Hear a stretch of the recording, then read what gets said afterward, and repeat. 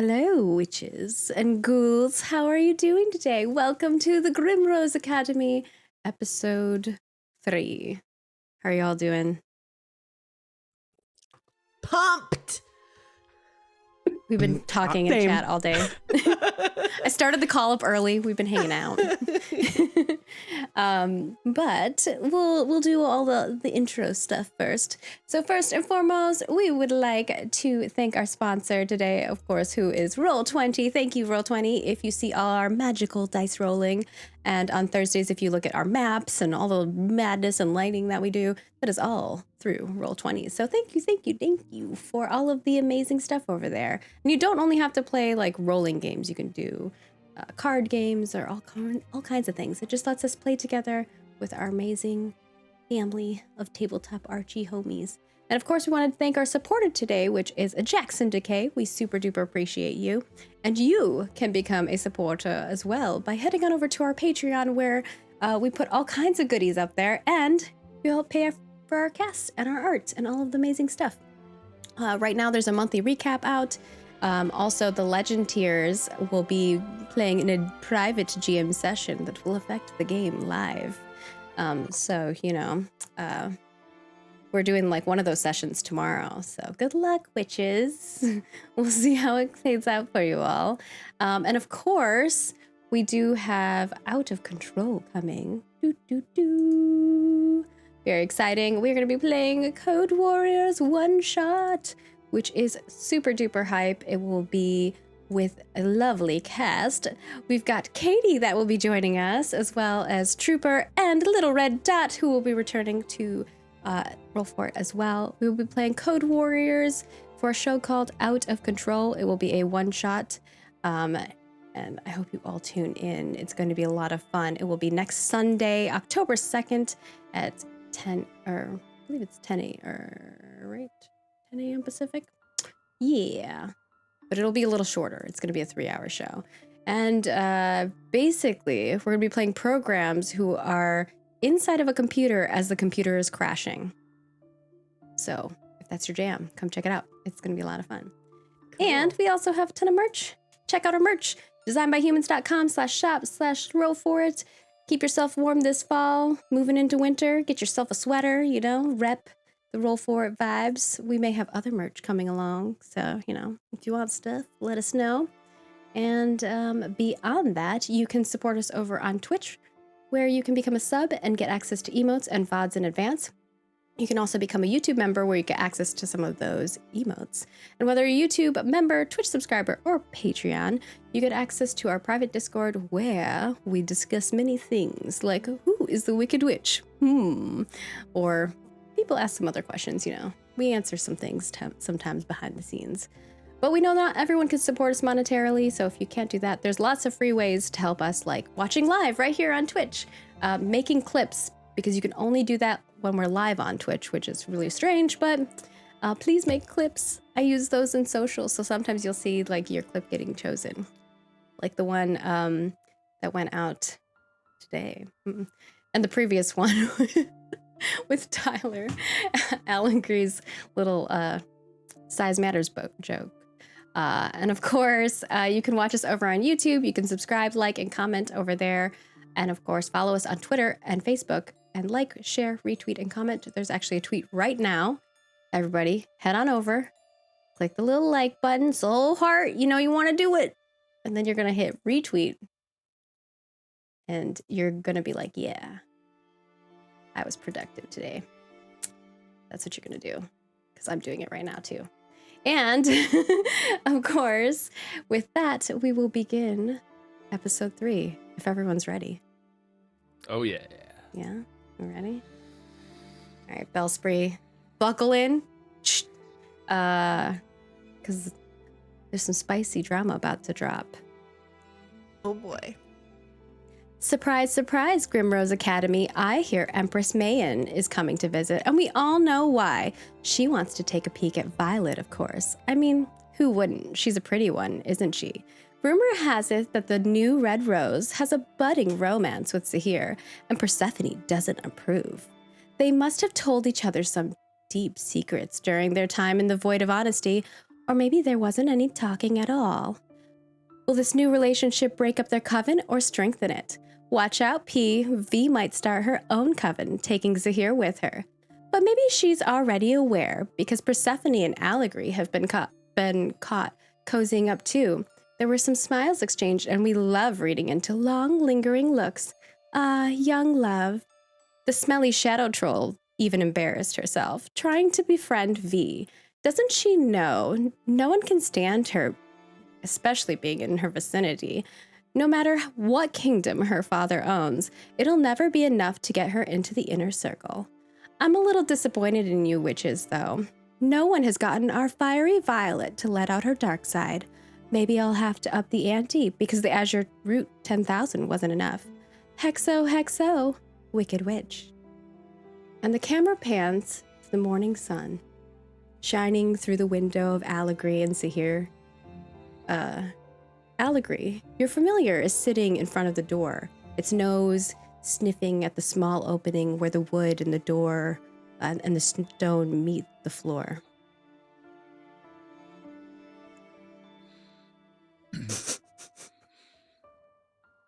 Gwillem, is there something you smell outside? I think there's something out there. It smells like marshmallows. Marshmallows? Yeah, like one that's been lit on fire. And Allegory will get up and open the door. Yeah, you open the door and at first you see nothing. But in a swirl of smoke, a medium-sized figure in a large red and orange cape appears before you. The cape covers their face, so you can't see it. And it has gems adorning it along the edges and in some of the other parts. Hello? Its arm extends out from the robe and it points to where Zahir is. Zahir's just lying in bed, not wearing a shirt, which is not something other people get to see. There's scars littering every inch of his body. He looks like he's probably survived quite a lot for someone so young. And there's hair peeking out from where the places there are no scars. But he's still fast asleep. Fast asleep. Rolled up with blankets tucked around him in every which direction. Like curled up against himself. Allegory will kind of like straighten up and just be like, what do you want with Zahir? It just continues to point, extending its skinny hand out.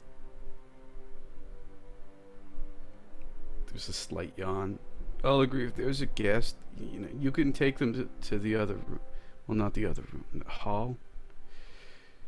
Well, I'm making a mess again. They refuse to talk. They just point at you.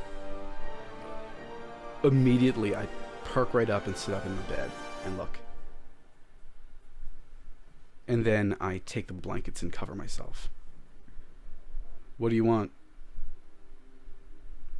At the fingertips, once your eyes meet them, appears a flame. As you Allegory takes a massive step back. Yeah, you step back. Your familiar kind of sees that you're uncomfortable and says, What's wrong? Ooh. and looks up at the flame. I walk toward, like, my blankets trailing around me like a cape, and reach out one hand over the flame. Like Before you can do that, as you walk forward, looking towards, you freeze in place. Your eyes roll back. Allegory, what do? You see Zahir kind of walking forward, and it looks like he's about to like extend his hand, but then he freezes in place and his eyes roll back. The figure in front of you has done nothing. It's just standing there, its arm has extended other than the flame that has appeared from it now. Oh God.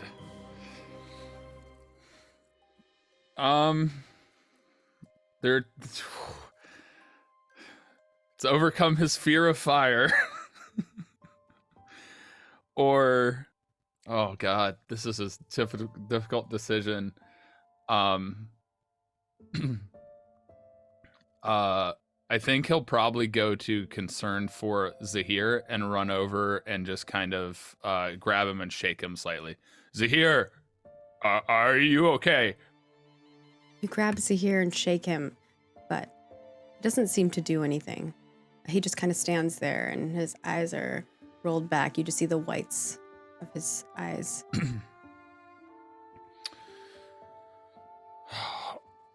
All right. Tyler's like stretching over there. What's happening? All right, here we go. Allegree's gonna turn and face whatever's in the doorway, Yeah. and he's going to cast a spell. Ooh, This is what a do you spell cast? that's not in his book. It's a new spell Okay. called Nature's Fury. Do you want to paste the spell, the text in chat so people can see that? Yes. I'm typing it as we speak right now. Oh, okay. but Whenever you have it typed, yeah. Yeah. So what is the spell? So it's called Nature's Fury, and what does it do? Nature's Fury. It calls out to the natural world. I'm fulfilling a world's wish, you guys.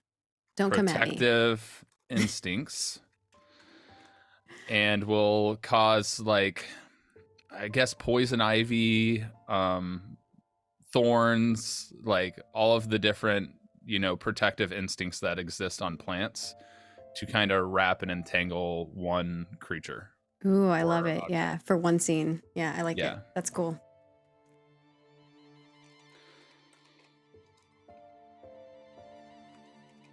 Thorns, poison,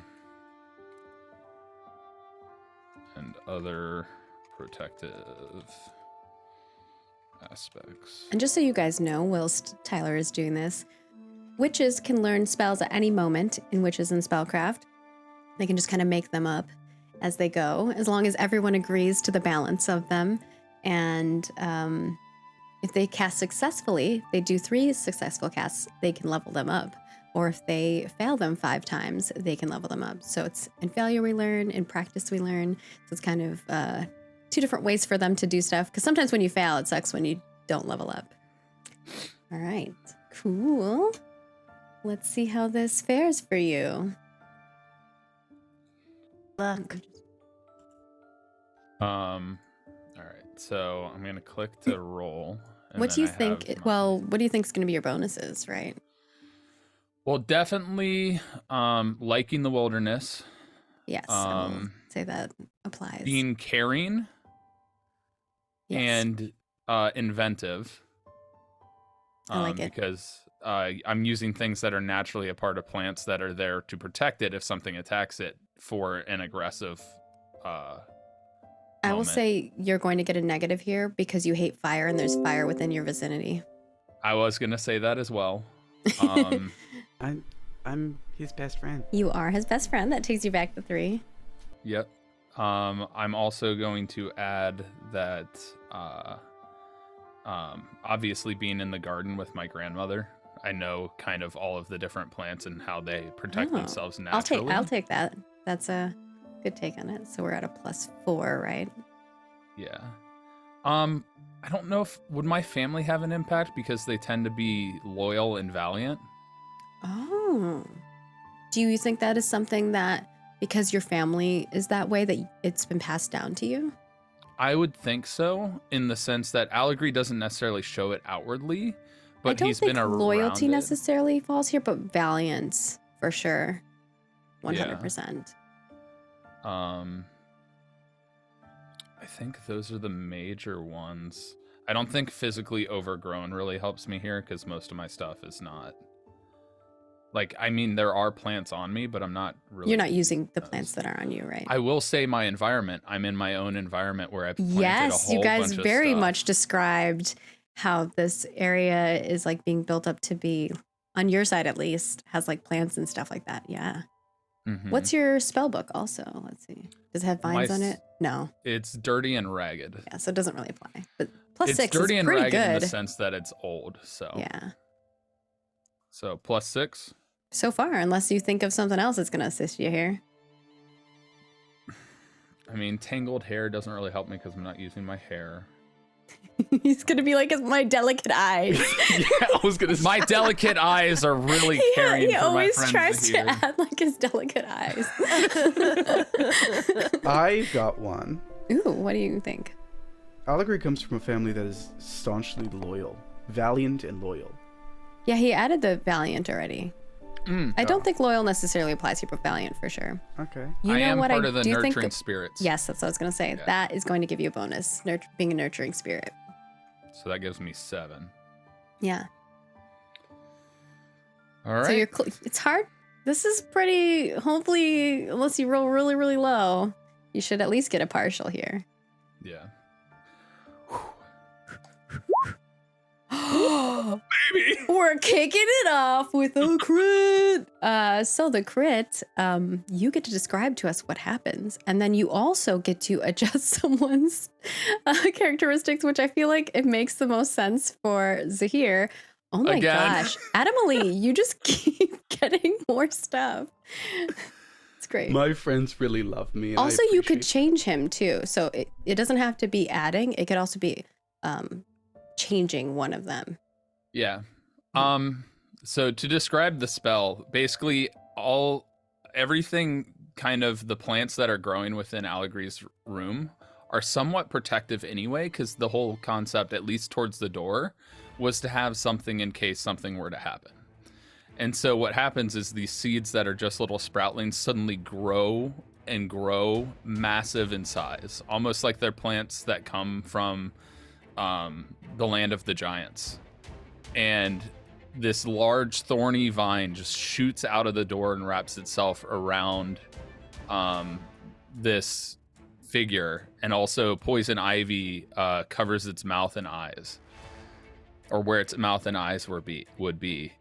And you just hear a really loud, robust voice out of Allegory that is just like, "Stop what you're doing." All right.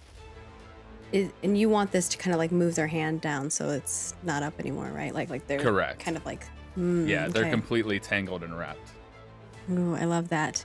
And as you do that, the person kind of turns its head towards you, the cloak still covering it, and it just disappears into a glint of smoke. So here, we're gonna rewind to see what your side of this is like. You find yourself inside of the spark of flame. You feel the warmth around you of the fire. But as you look forward, you find yourself peering into what looks like a dirt hole with orange crystals glowing and mushrooms surrounding it. In the center is a little blue flame. But as you look into the flame, what do you do in that moment? I reached out. So back before I was frozen, I was wrapped in my blankets. One arm was reached out towards the flame in front of me. And I think that's the position I'm in as I land into this world. And I don't stop my stride. I keep walking forward towards the little blue flame, tending to reach my hand over it instead. Yeah, you go to reach the little blue flame, and just as you're about to almost touch the blue flame, you're pulled out, and you find yourself back in the room. Your eyes come back to your hand still out, and maybe now it's clutching, but it doesn't feel like it's clutching anything necessarily.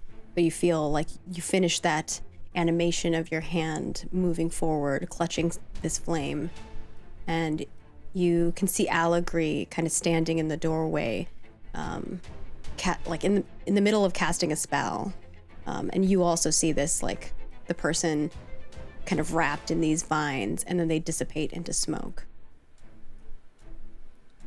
I quickly open my hand. There's nothing there, right? You look into your hand, and ooh, we'll make this a roll if you see anything. Primarily because you are Order of the Flame, and this was meant for you to see. Okay. Are you using magic to try to look into your hand, or are you just purely looking into your hand innately? I will use magic. Ooh, okay. I open my hand.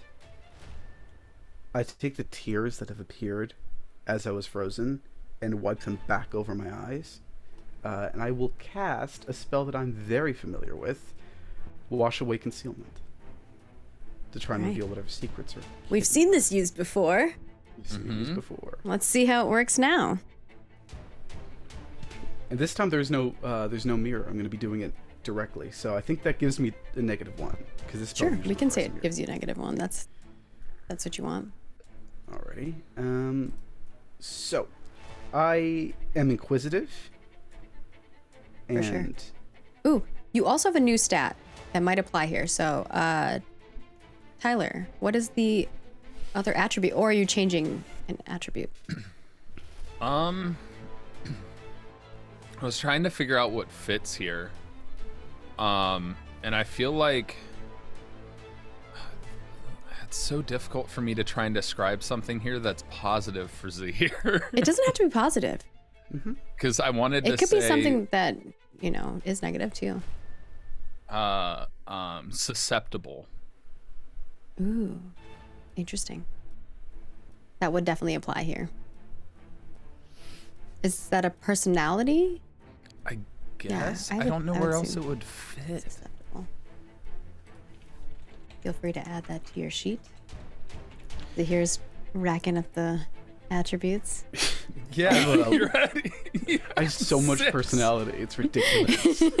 Everyone else has 3 and you have 6. You have doubled. People keep on rolling crits around me. I don't know what it is. And it's always in scenes where you're just together. It's great. You're just the lucky charm. Aww. That's so sweet. Okay, so I'm inquisitive. I am susceptible. Yeah. Hey, I always argue deep because deep has so many different meanings. You see beyond things. There is a depth. I on think this. depth makes sense here, actually. Yes.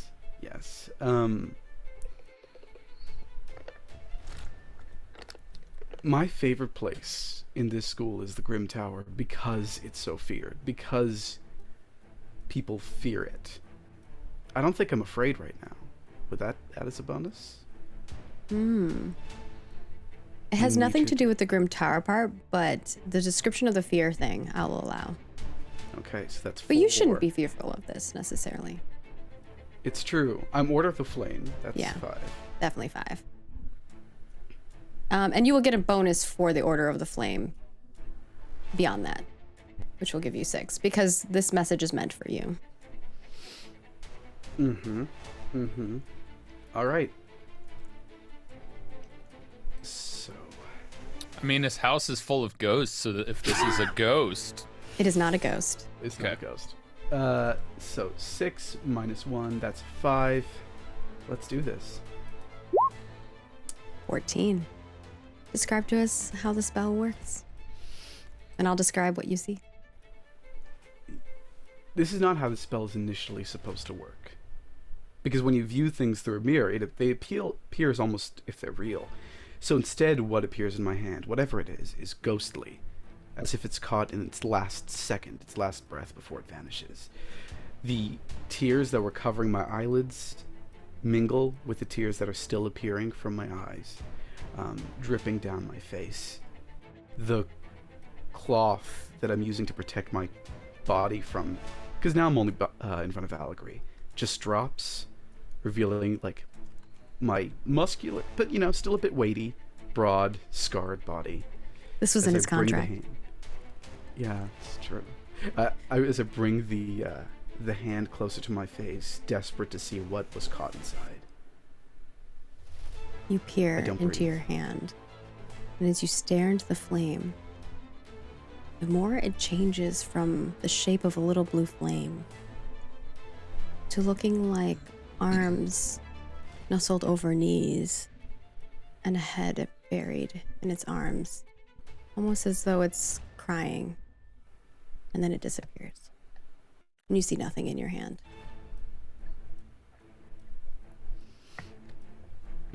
I turn around to look at Allegory. And then that rather strong and, centered self fades away. And my eyes are back to what they're normally. A bit wild, but a bit caring. And I reach over and hold as much of Allegory as I can. He's not looking at you, so when you touch him, he actually takes an aggressive motion, which I don't think you've ever seen, and just kind of turns to face you and kind of raises his hand, and then immediately softens. You okay? Are you? Yeah, I'm fine. I'm just worried about... What did you do that? Do what? Attack the thing that made you... It was just an emissary, but you know what? Thank you. I thought you were being hurt. I wasn't, but I'm glad that I've got someone like you to keep an eye on me. As he's talking to you, you see the vines kind of recede and kind of go back to their sprouts where they were in the room. Yeah, you see, I'm trying to make sure I say the name. Gwillem kind of like looking back and forth and like sniffing the air. Where'd it go? It was just there, and now it's gone. It left a message, Willem. It's fine. It's gone now. It's not gonna hurt you or me or anyone else. I see Willem looking around. I can't hear him. Yeah, I you see can't hear looking him, around. but you can That's see him enough. like he's like sniffing and looking and like spinning around in a little circle where like it used to be. That is the most excitement I think I have had since I came here. You okay? Because that was scary. There was fire. You okay? I am now. Okay.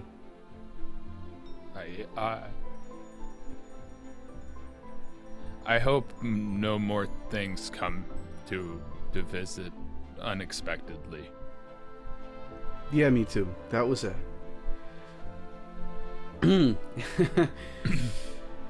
Whew. You ever feel like something weird is happening here? I mean, one thing after the other. First it was Bellspray getting called off with that shadow cat thing. And then Violet just appeared out of nowhere. And now this... Something's going on. I am uneasy as well, and maybe Bellspray visiting will be a nice welcome view outside of what I'm able to perceive.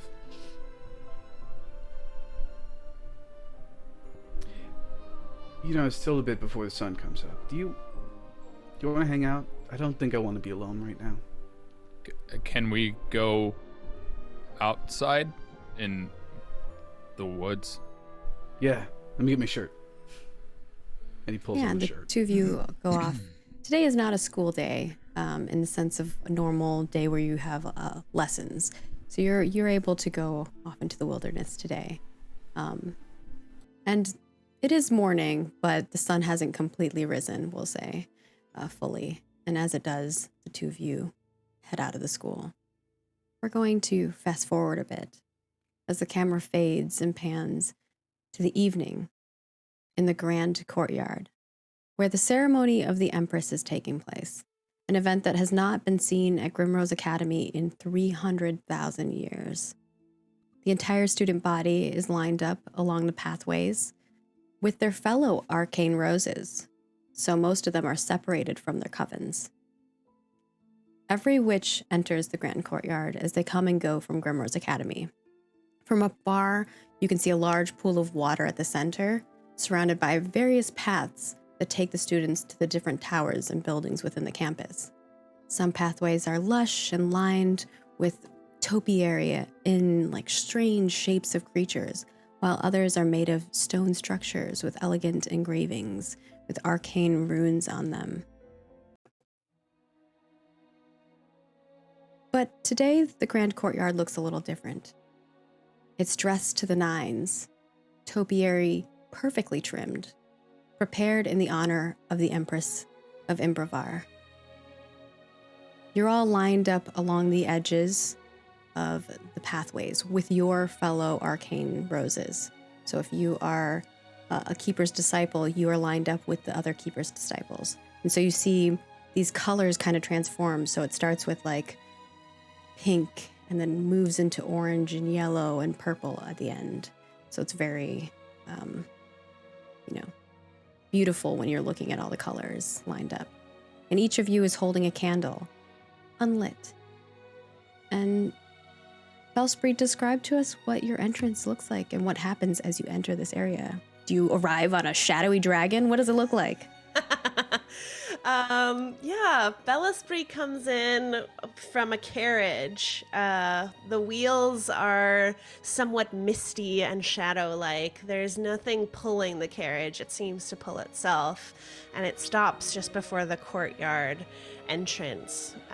The doors open themselves, and as they exit the carriage, they look a bit different than they did before, but still the same in another way. Their hair is more like tightly pulled up in this like big high pony that has sort of like intricate jewels placed within. And they're wearing like a long, almost like spider web material dress. But she herself is still very kooky and odd as she kind of like almost trips getting out of the carriage. I'll say she kind of stumbles. She does. She just flat out stumbles. And as I start to walk, I'm searching the crowd looking for my friends. But as I pass by people, your candles one by one are lit and you get filled with a sense of possibility. And it's up to you if you want to make a wish or empower a spell in the moment that your candle is lit. So, we're going to pan to each of you as it's almost eerily quiet and the darkness of the moon is coming. You know it is soon. It's a little past sunset right now, and your candles are lighting. First up is the Keeper's Disciples. You see the candles slowly lighting on these pink flames. And as Bellspree slowly walks forward, we see the Nurturing Spirits. Their candles start lighting with a yellow flame. Allegory, do you make a wish or do you empower a spell? What's empowering a spell? What does that do? You will level up a spell to another level. Okay.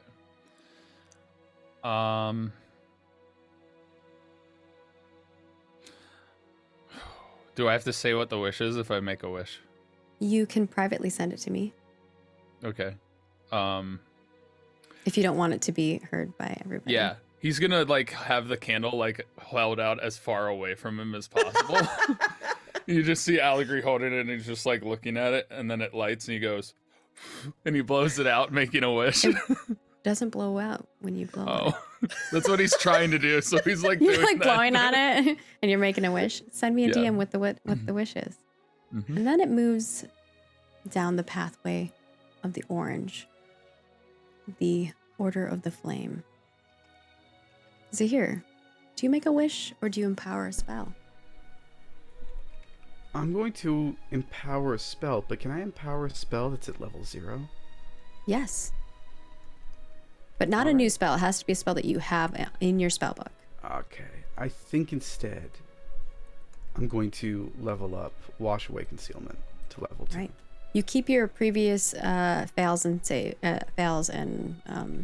successes. So this just powers it up.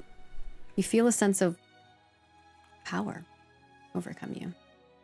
And final. Because the Empress is from the Shadow Keepers, or Shadow Seekers, They are final in the row that she walks. Violet, what decision do you make? I'm going to make a wish. Okay. I'm deciding if I want to say it publicly or send it privately. You can definitely send them privately to me. Well, I'll let everybody hear it, but like obviously I don't say it out loud, right? Ooh, yeah. I mean, Okay. You could. But I think most people probably don't No. say it out loud. This one would be privately to myself, but I'd like nervously hold out the candle and in my head say, I wish I could figure out who I am and what my purpose is, and then to be okay with who I am. So I'm shakily holding the candle out to Bellspree. I give you like a little wave as I pass by. And I'm gonna realize this is Bellspree, the ex-roommate of my roommate, right? I mean, Persephone didn't tell you anything, but if you read the Wicked Witch's hexagrams, which I know you do, you're into it, and also just like gossip around the school, in the newspapers and things of that stuff, you do see like images of the Empress. They're kind of like moving motion images of her anywhere she goes. She's probably been going to different political places as of recently, kind of touching base with a lot of the other leaders of the realm, because now she's going to be the leader of the leaders, which is crazy. And she's also very young, so there is a lot of like hubbub about it, right? It's the first in 300,000 years. So yeah, there's a lot going on in regards to it. None of it is like solid. It's more like gossip and like TMZ vibes, you know, like people just stalking this poor girl. I think I'll mentally, as you wave to me, just think, oh, I guess she didn't get kicked out. I also think that to myself. But yeah, I make that wish and then nod at you and pull the candle closer to myself. All right. And the ceremony is complete. Every witch leveling up a spell, empowering it with the magic of the Empress, or potentially making a wish. Depending on the wish, maybe it will come true. And the scene fades as all the candles go out at once as she leaves the courtyard. We are taken into a dark room that has only 2 chairs and a large tapestry in the center of it. On the tapestry is a strange figure, slightly moving. Sitting in one chair is the Empress, and walking into the room, we see Violet, as you have been called to speak with the Empress. Bellspree, what do you do as Violet enters the room?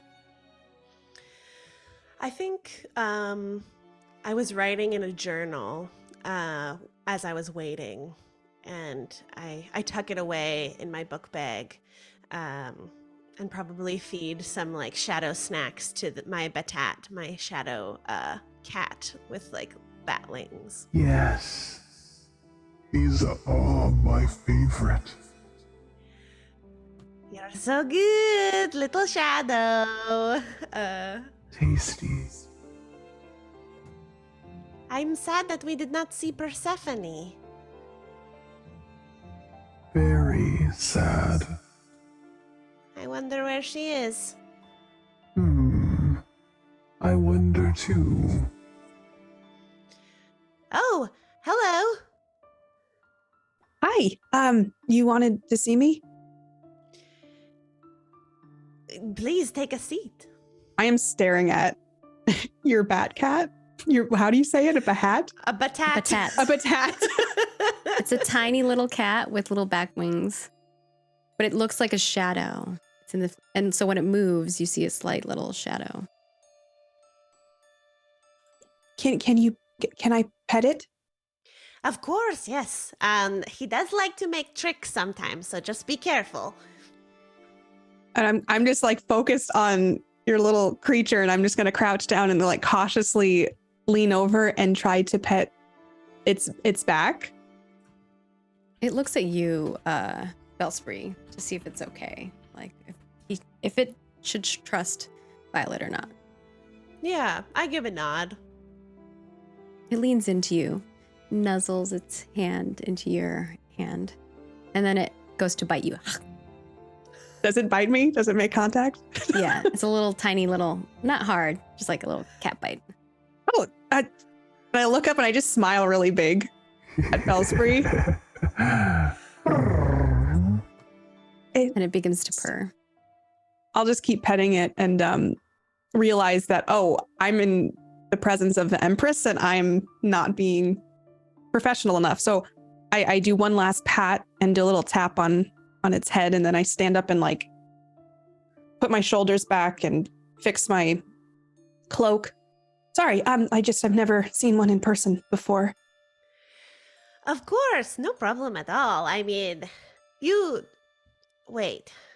Tell me about yourself. I'm Violet. I just came to the school. I think I am your replacement roommate for Persephone. Oh, okay. That's nice to know I've been replaced. Mm-hmm. No, I meant that I took your...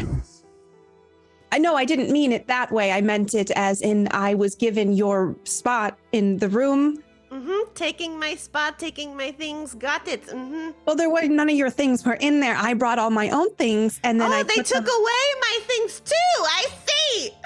There was nothing in there, and I dumped my books on the bed, and I put them away. Are you stealing my best friend too? I don't think she is Persephone your best friend? Yes. I don't know that she likes me very much. Oh. I feel okay.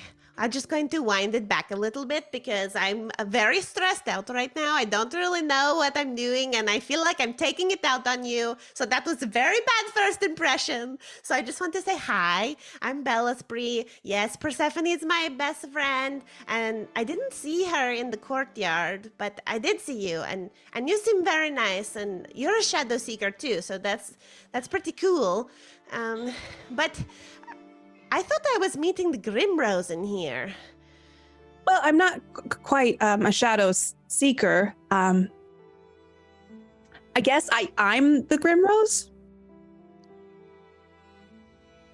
Holy crap. Okay, so this is good. This is good. We can be like a trio of best friends. I'll talk to Persephone. We'll see. I mean, she makes hard and fast decisions sometimes. But what's going on? How were you chosen? Because I was chosen by the Shadow, and all I know is it's been 300,000 years since there's been another Empress and another Grimrose, and both of us are so young. What's up with that?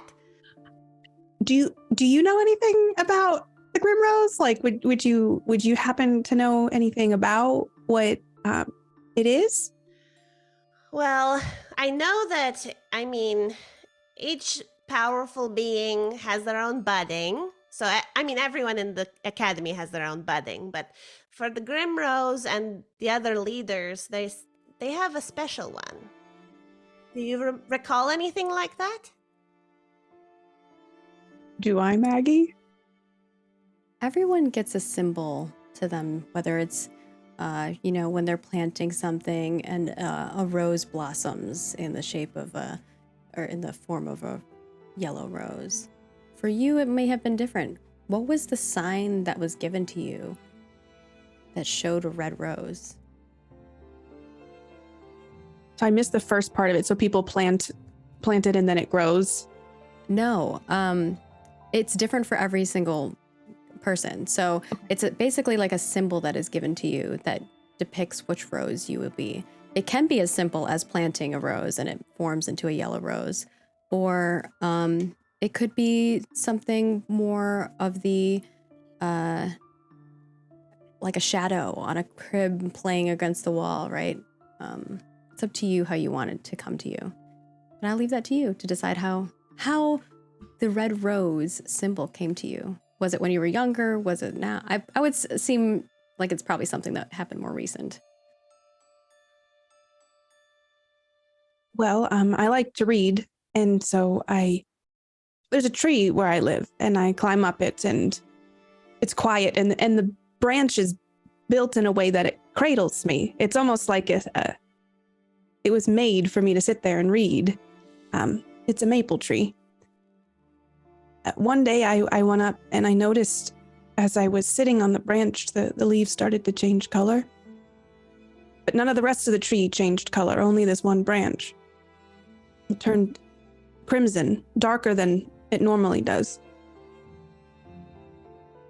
And then over time, I just noticed when I was, I don't know, I guess I haven't had a clear distinction, but I feel like that was the moment I realized that I was different. That's a wonderful story. That's lovely to hear. But, do you feel... I thought when I saw you, I would instantly know. I thought that we would be connected in some way. Are you feeling anything? I'm not feeling anything. Do you normally feel anything? I mean, I feel my face.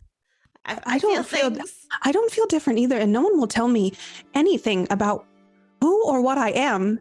And then I got sent here, and now everybody's asking me about the Grimrose and what does it mean? And I don't even know what it means, and I'm trying to figure it out. And then Zahir told me that I should talk to a bookworm, maybe. And so I'm trying to figure out how to talk to this bookworm, and I don't know what I am or who I'm supposed to be. And there's just a lot of pressure. Is there a lot of pressure for you? Yeah, did you see my entrance? Holy crap! It was very impressive. Thank you. I don't know what I'm doing. It seems so many people that I have to make decisions, and boy. How do you make decisions? I mean, isn't there a lot riding on it? Yeah, I take advisory from my council, and my shadow's been really helpful too. You know, a moral compass, if you would. You have a council? Yeah, they didn't come with me though. I have to do these sorts of things on my own, but I think I could contact them if I wanted to. But wait, so rewind, hold on. You mentioned the bookworm. Yes.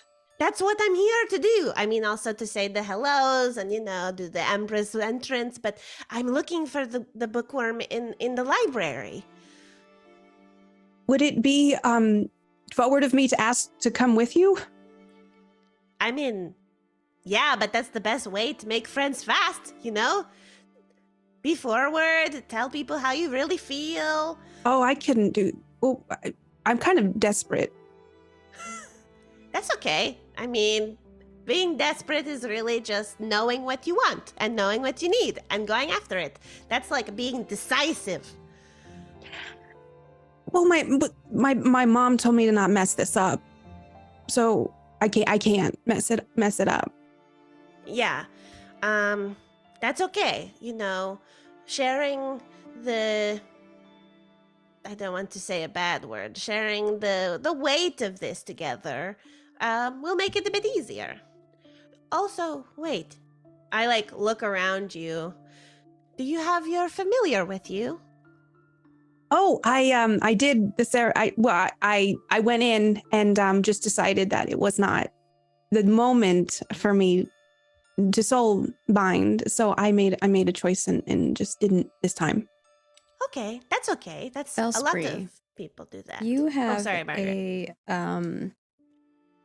You have a personality trait of suspicious. That doesn't seem like she's telling the truth. Oh. That's okay, you know. Some people don't do it, like Zahir, he didn't do it, But Oh, did you Zahir just- go in and choose to not as well?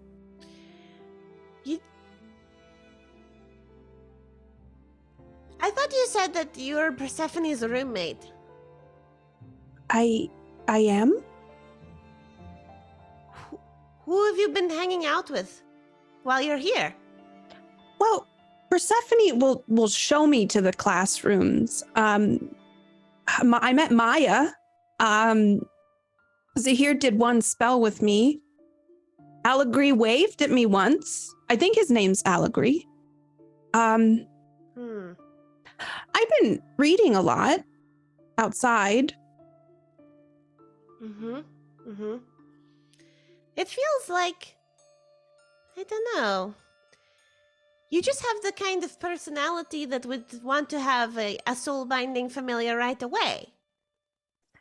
Yeah, I mean, in hindsight, maybe I should have, considering how things are going here. It's nice to have a friend that's with you all the time. I mean, that does sound pretty nice. Yeah, just so many of them came at once that I just couldn't choose, and so I just decided right now wasn't the time. Definitely. You can take as long as you need when you're in the ritual, though. I know some friends of mine took a long time, and lots of animals came, and then they found the right one. My parents were waiting outside, and they were really eager for me to bind with something, and I think maybe I panicked, and I just didn't give it the time it needed. Okay. Definitely still well, not maybe telling the the truth. bookworm can help you. Just so you know. Yeah. Yeah, I'm hoping. I've been trying to research on my own. I've been trying to not ask too many people about it. But maybe the bookworm will have some information about what a Grimrose is. Who What are it your means. parents? My parents. Well, why? Does it matter? I'm just curious, they put so much pressure on you and affect your life so much that you do not get familiar. Well, my mother's name's Petunia and my dad's name is Lettergrave. They don't work per se or have a job. They just raised me. Did they know you would be the Grimrose? I don't think so. We are Keeper's disciples, so I think they just assumed I would be a Keeper's disciple, and that is not how it panned out. I think my grandparents or my great-great-grandparents or my great-great-great-great-grandparents, along the line, someone afforded us a very comfortable lifestyle, so my parents just were focused on me and me alone. Well then, yes, maybe we could go to the Archive of Reverie and find some answers, because I don't really know what's going on either. It seems like nobody will really tell me why I've been given this position and why it has been empty. It has been vacant for so long. So It sounds like we're in the same situation. Also, the tower, the Grim Tower it's decrepit. what? The tower. What happened to the tower? It's, I guess, You know this. no The one Grim took Tower- care of it, maybe? The Grim Tower has been vacant for a very long time. Oh. I don't know if it has anything to do with me, but Grimrose, Grim Tower. Seems that way. Zahir and I were going to maybe go and find a ghost to talk to. Okay, that can be step 2 of our plan. First, we go to the library to, try and talk with the bookworm, and then we can go to the tower to talk to the ghosts. Do you know, is the bookworm like an actual worm? I don't know, but I'm really excited to find out. What if they're small? Like we can't step on them. I think we'll be able to know when we see it. I think Okay. we won't accidentally step on it. And that means you, and I look to my shadow, you cannot eat the bookworm. It's very important. Boring. But fine. I'm watching you. I won't eat it. Thank you. Can I play with it? No. This is not a worm for playing or eating. This is a worm for watching and talking. Snorefest. But fine. I will behave. I know you would. I think seeing this interaction between the two of them, there's a pang of jealousy immediately. So, shall we head off to the Archive of Reverie? Yes, thank you for being so... Thank you for wanting to meet me. Of course. I mean, it's basically the whole reason I came here. We got to stick together if everyone's lying to us. Well, I don't know if they're lying. I'm just, I assume they are, because why else would they not tell me anything? It is a bit odd. You're kind of in more of a position of power than, say, me.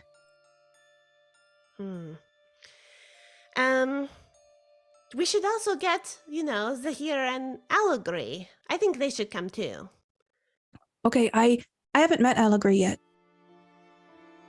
Well, perfect time is now. But, you know how to get to the bookworm, right? I think so. I go to the library a lot. I'm assuming the bookworm's in the library? Yeah, but you just have to make sure that nobody knows that you're coming. We have to go very sneakily, because otherwise we could get in trouble. And also, it has to be at a specific time. So keep your eyes to the sky and make sure you know it's when the moon is at its highest point.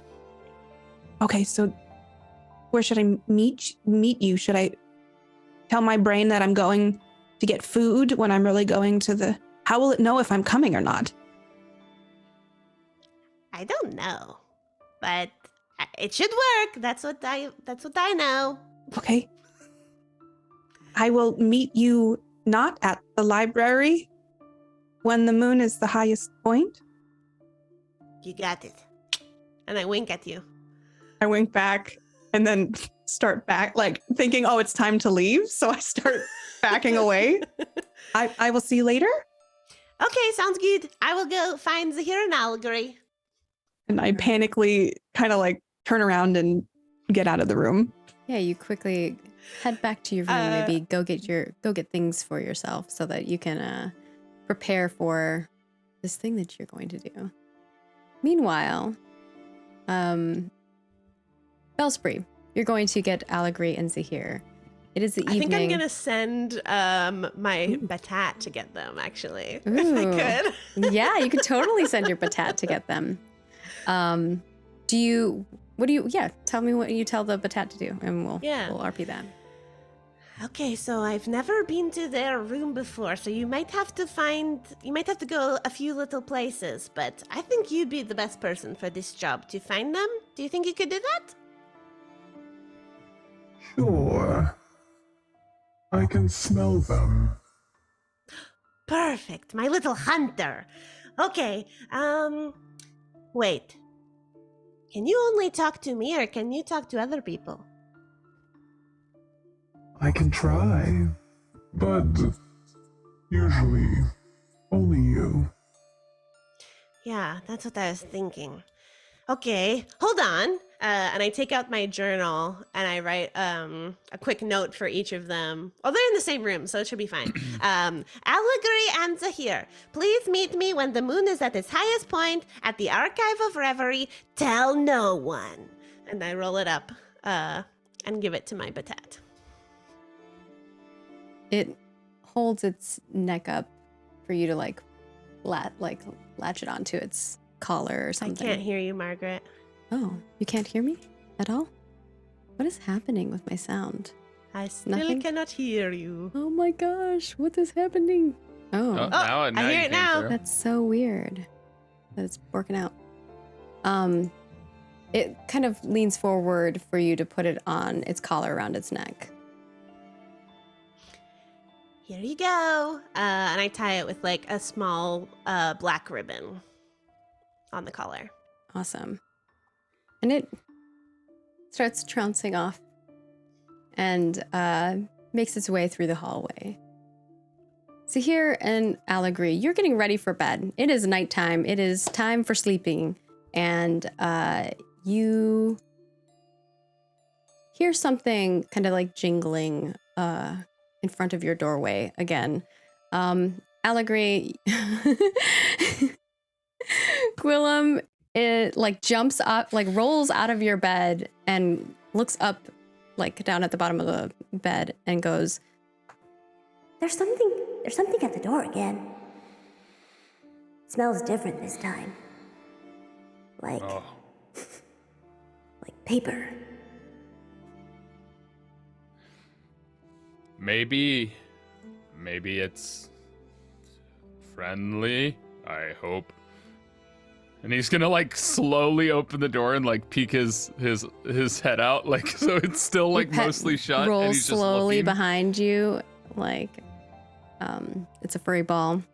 You're a Pengo cub, and as you creepily open the door, you see nothing initially when you're like looking, because you're looking up, right? Yeah.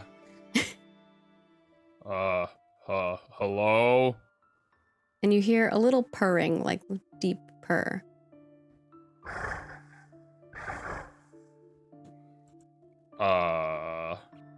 Where's Bellspree if you're here? And it walks around in a little circle, trouncing, and it kind of shows up its neck. And you see a little scroll. He'll kind of like bend down and stick his hand out for it to like walk onto his hand. Yeah, it walks onto your hand. And he'll just open the door wide enough to do that and then bring it inside and go, I think Bellspree left us a note, Zahir. Yeah, Zahir's coming back from a shower. You think she'd come here herself? We're her coven. What'd she send? Is there a messenger? Where's the messenger? I don't see a messenger. He holds his hand out and it's literally the Batat. Ah! Dahlia puts I'm his so wings sorry. out and then opens his mouth. I like fumble. I'm staring directly at it. I fumble at like my chest of drawers and pull out a berry from my jar and just gently hand it over. Ooh, yeah. It noms that. I bet you Gwillem is looking very jealous right now. Yeah, Gwillem's down at the bottom like, I won't do. I take a small handful and just scatter them on my bed for Gwillem. oh yeah, Gwillem just runs and you just hear. Thank you, creature whose name I do not know. I think I'll just call it Batat and reach out and say, can I have the note now? It like opens, like lets you take it from it. No, it's cutting you off again. Oh, so weird that it's doing Now that. it's back. Okay, Maybe yeah, your it gain lets you is take it too off. low? Oh, maybe my gain is too low, but yeah, you can take it off. Okay, and he'll take it off and hand it to Zahir and just weirdly like just hold the cat in his hands just like in front of him. Not like far away, but also just like, what do you do? Should I let you back outside? Or do you want to hang out with Gwillem for a sec? Are you gonna walk with us if we're being summoned? Or what do you do? Oh my god, hold on. I'm trying to figure out what's going on with my mic. But you I feel like it's loud now. You say this to it and it just kind of pops over onto Zahir's bed and it curls up in a little ball and watches all of you. So I read the message. I completely already forgot what it said. But I'm going to say, I know what to do. Come on, let's go. And I'm going to follow the instructions on the message, which I clearly remember having just heard it. Allegory is just going to stand and wait until both Gwillem and Batat leave the room, so he's the last one leaving the room.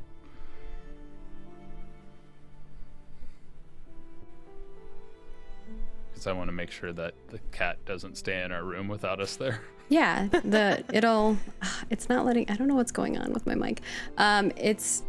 It totally leaves whenever you guys all leave. It'll jump off and walk.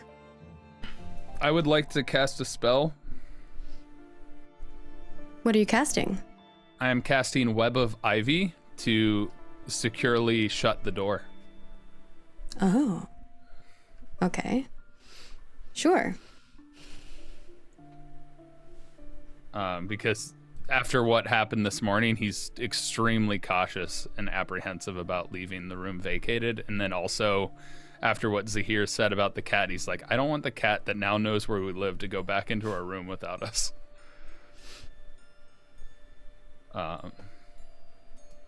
So I think the room, inventive, yellow rose, garden, I think those 4. Yeah, that makes sense to me. Correct me if I'm wrong. Aren't you worried about Bellspree?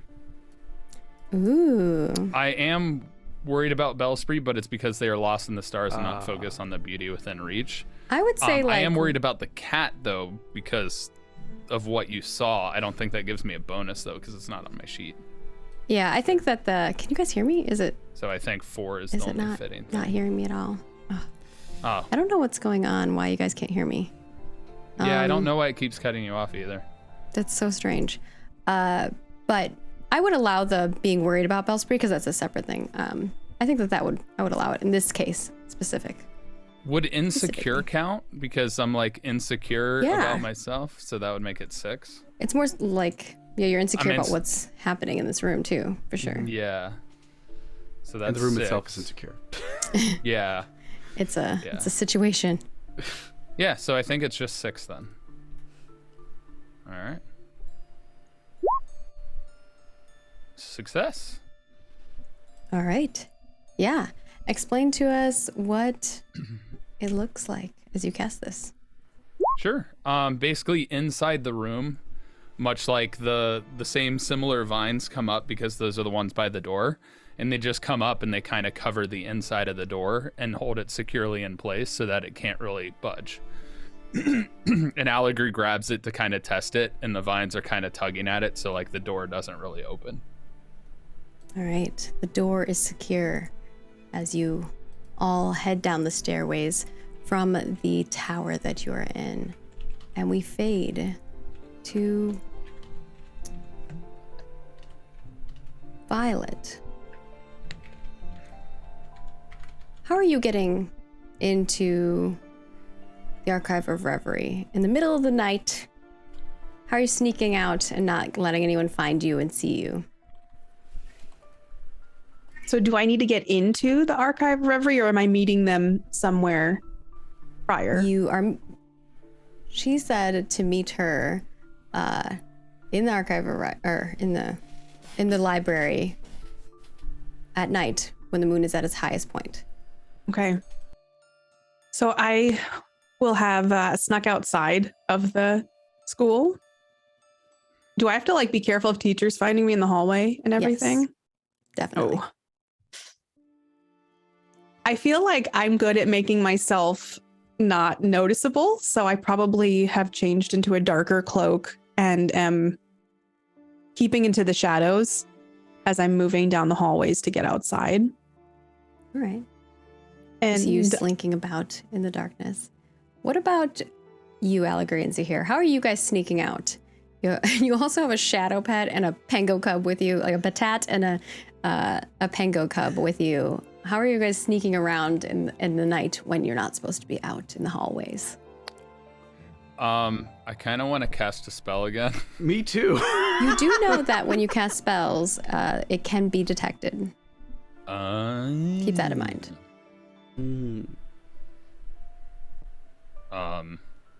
Well, Allegory is massive and kind of makes the ground shake a little bit every step he takes, so it's very difficult for him to sneak.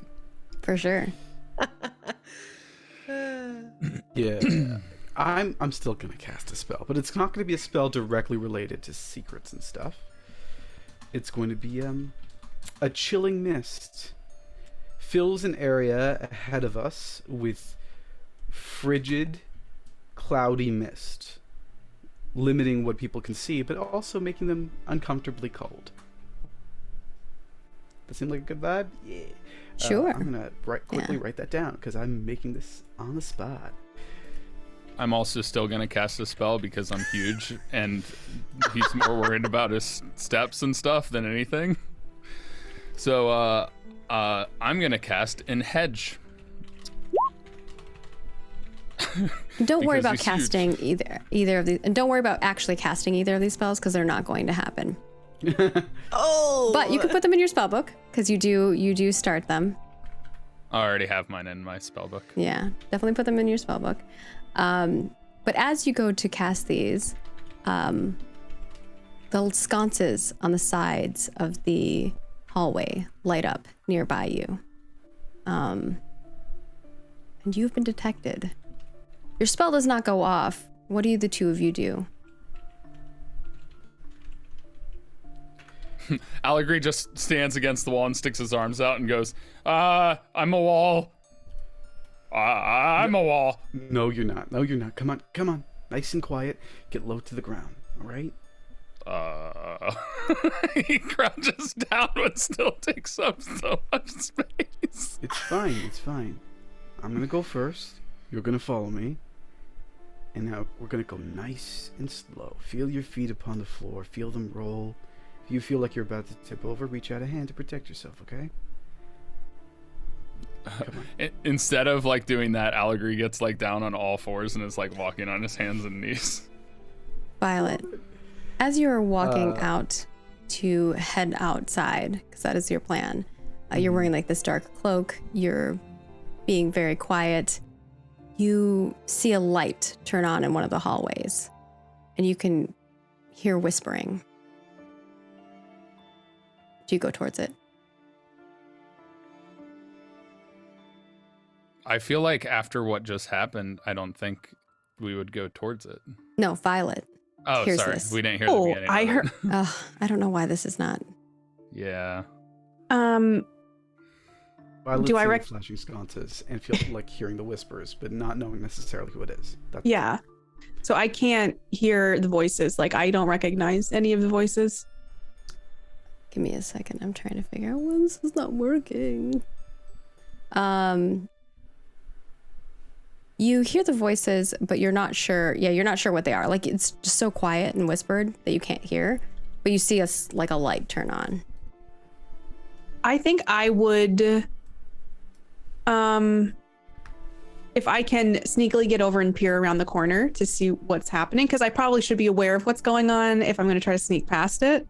So I'm going to hop over through the shadows and just like kind of peek around the corner to see what's happening. Yeah, I don't know. It's not working. Can you hear me? No, nothing. Mm-hmm. Okay. No, I don't. I have no clue what's going on with Zoom. It's definitely doing something weird. But you kind of peek over and you look in and you can see Allegory on all fours crawling, and Zahir kind of like motioning him to stay down. And then you see like a little wisp of shadow and a ball of fur behind them. I'm just going to go, you're going to get caught. Yeah, one of us is half giant, okay? Be kind. I am being kind. I'm just going to say the teachers are going to see you or hear you. Okay, you know what? We make a mad dash for a door. That's all. Once we're in the forest, things are a lot easier. Why don't you just try to like hop through the shadows like I'm doing? You see Zahir actually like stick close to the wall and is crouched. He's actually skulking like a wolf. So he's not terrible at this. That may work for me, but we'd need shadows big enough for Allegory. Well, if someone shows up, I might be able to help with that, and I'm going to look and see how far away the door is, or about how far are we from getting outside.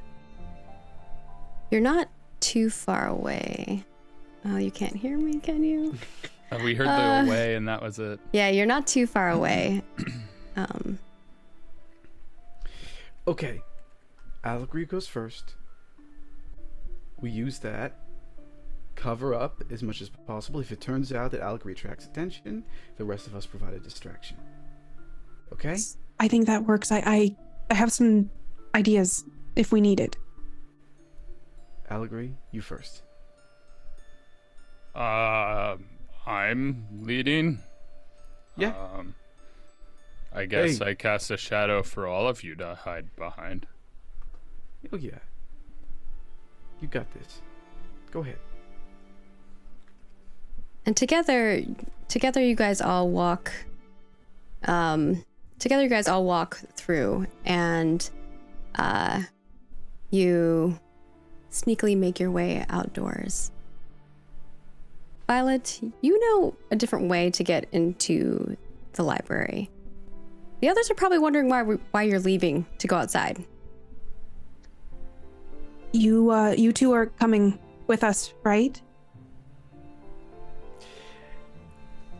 On the I met letter it said Bellspree. we were. Yes, the letter that I remember. That Okay. I'm holding right here.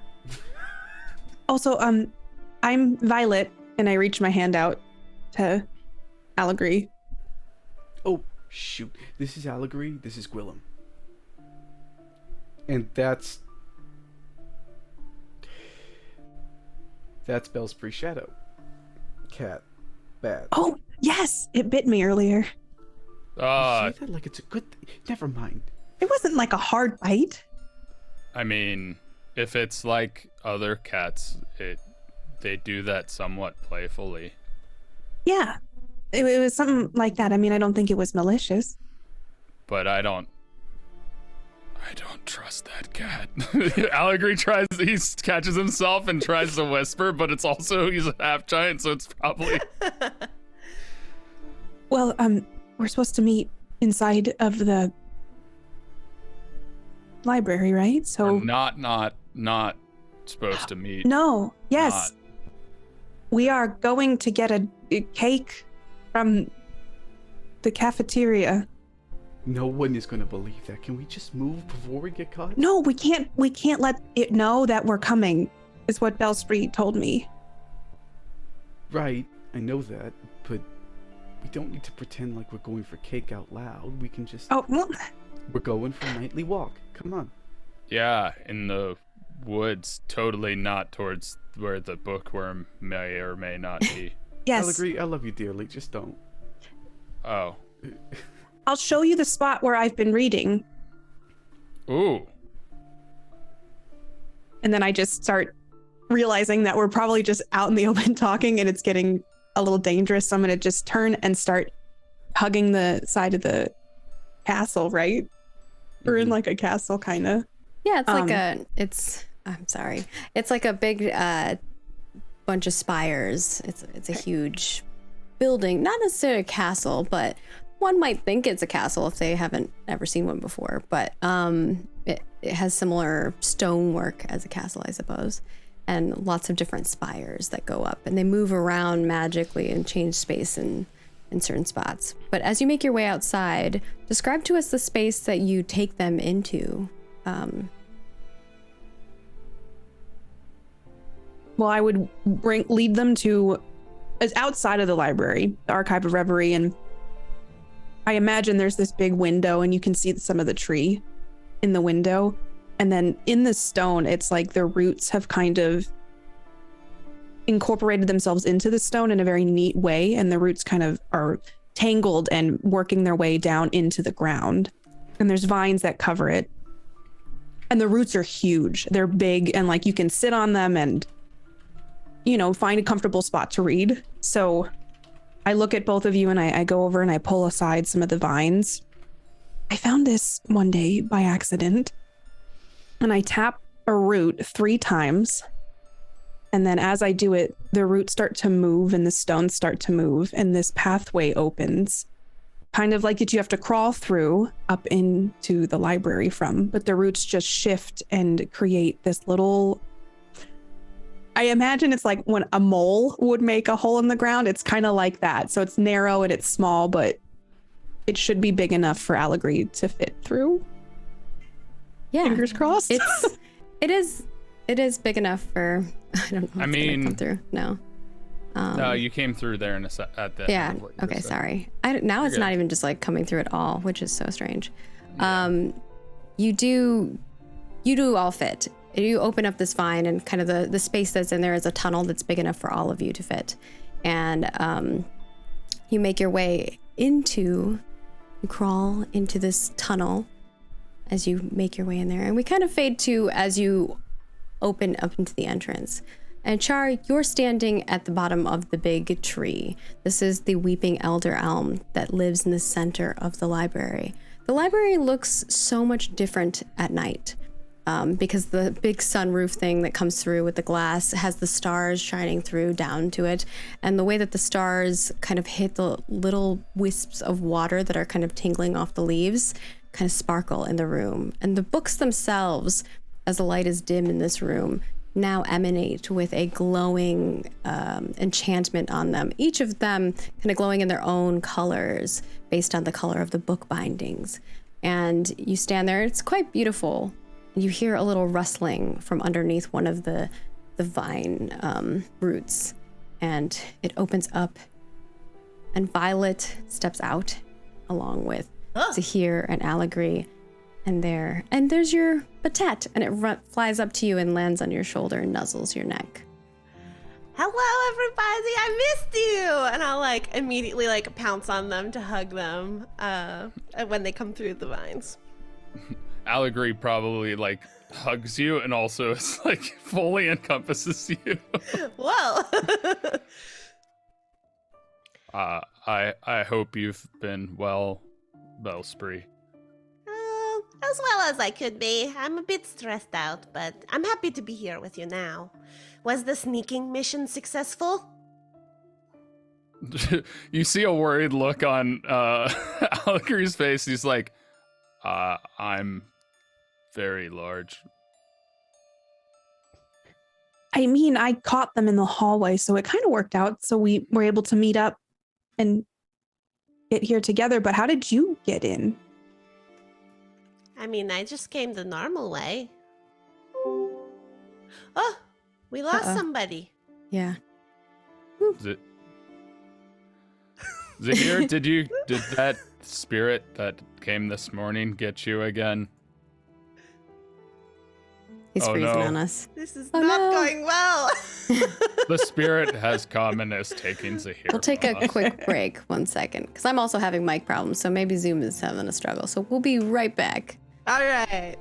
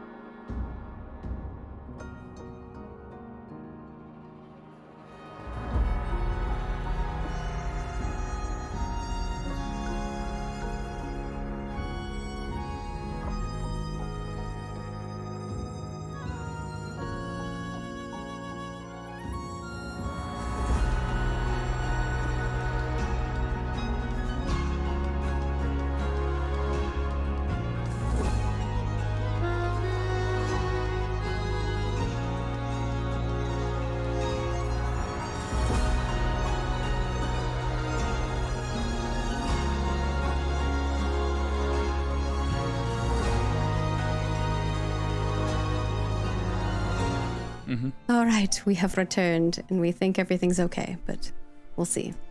All right. You guys were talking underneath the tree together. Yeah.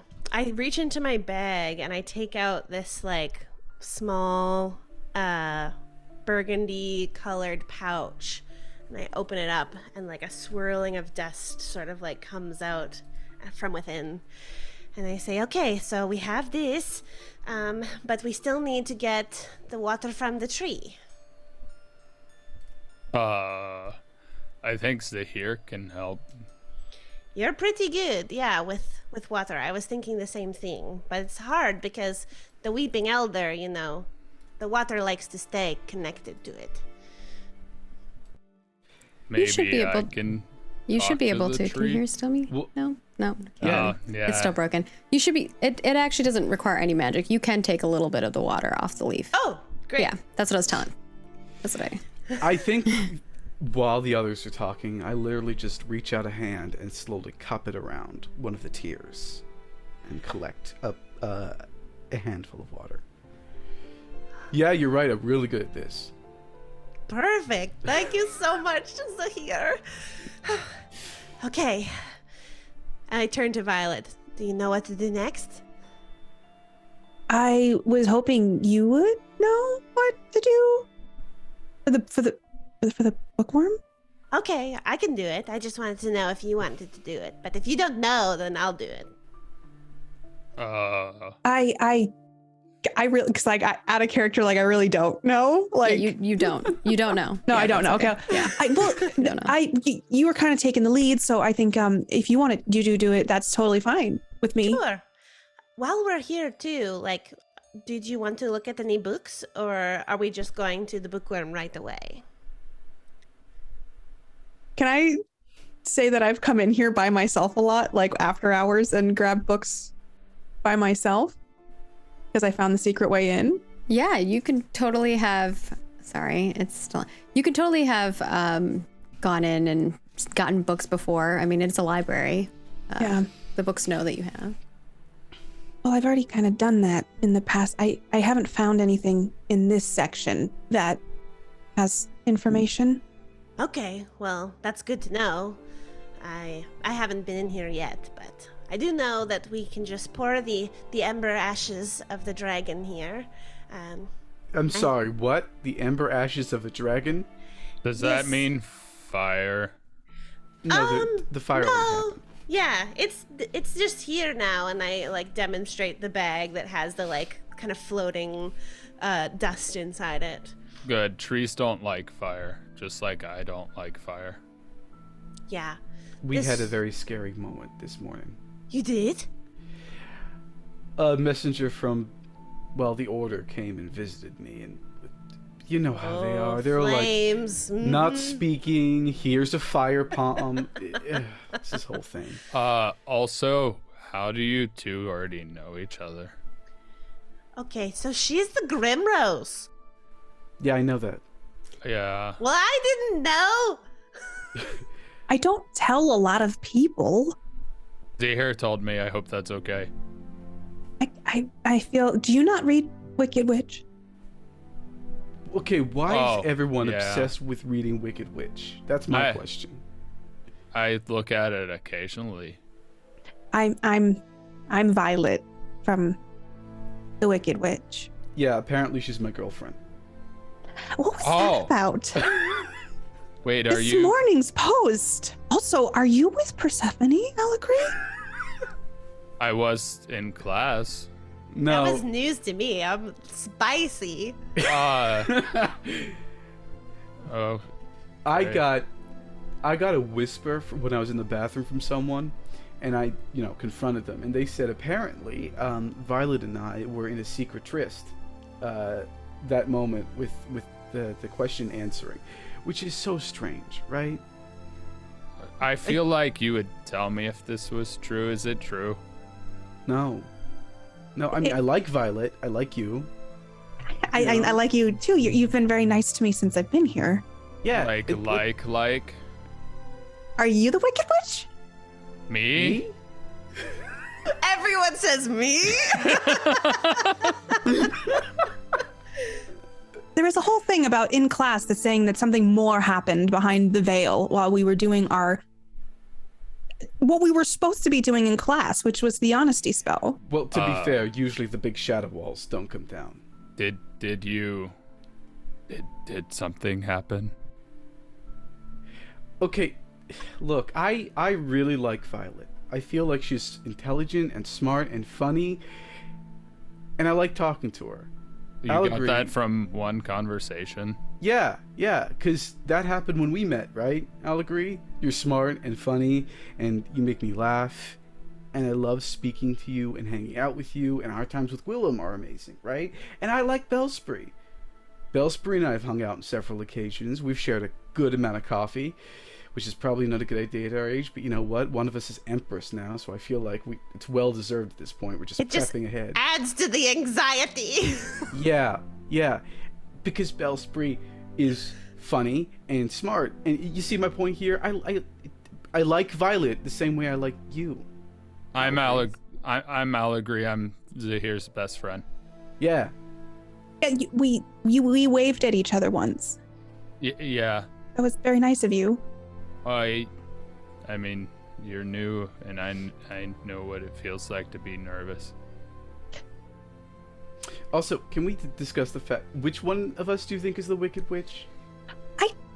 Honestly, why are they so interested in what we have going on? Well, you're the Grimrose, and Bellaspree's the Empress.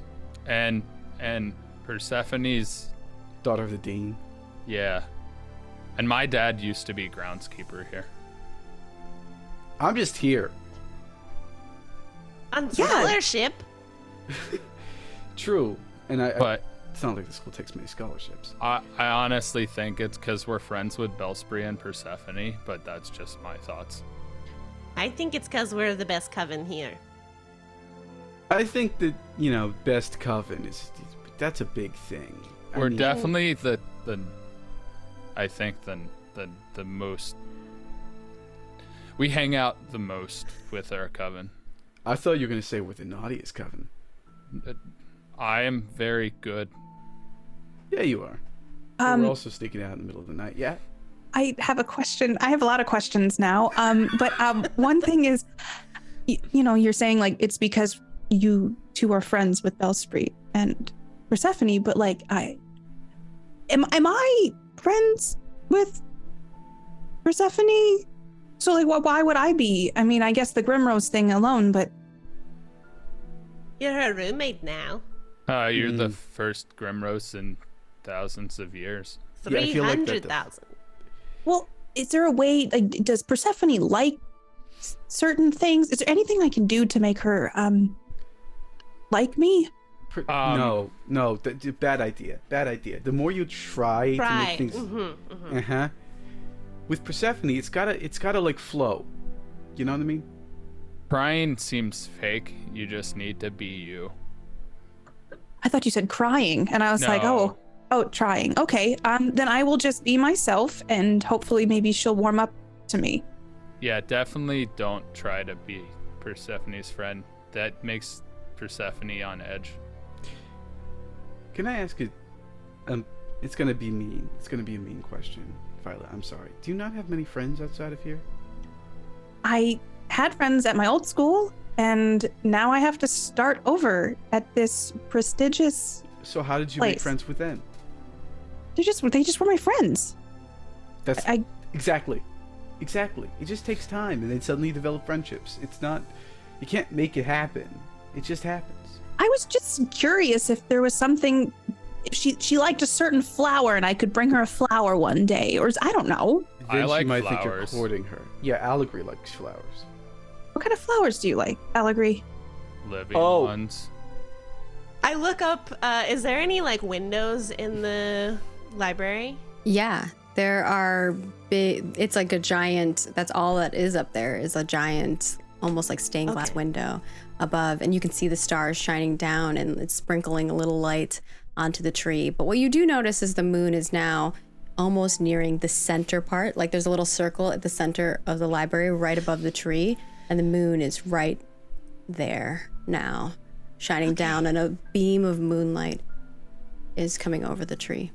So he likes the purple ones that come on the vines. Now and is also- the time, everybody! Look! Got it.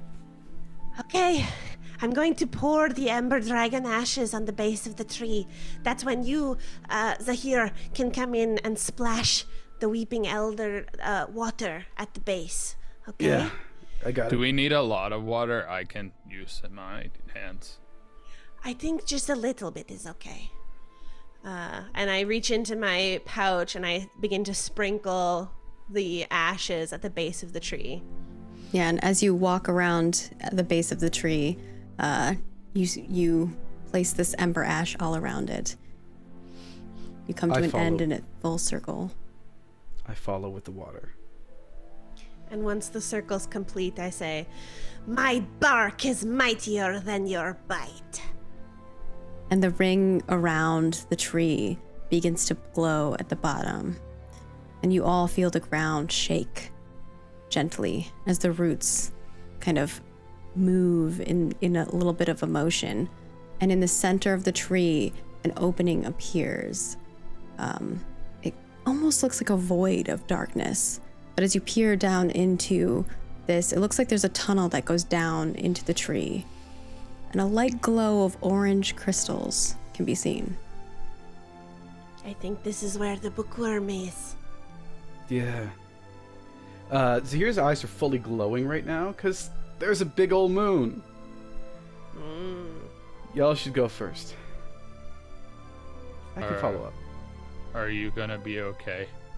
Oh yeah, it just hurts a lot. The more I try to resist, you know. Because Zahir's in that state, I think Allegory is gonna persistently go first. In the sense of like, because he asked him to, so he's just gonna do it.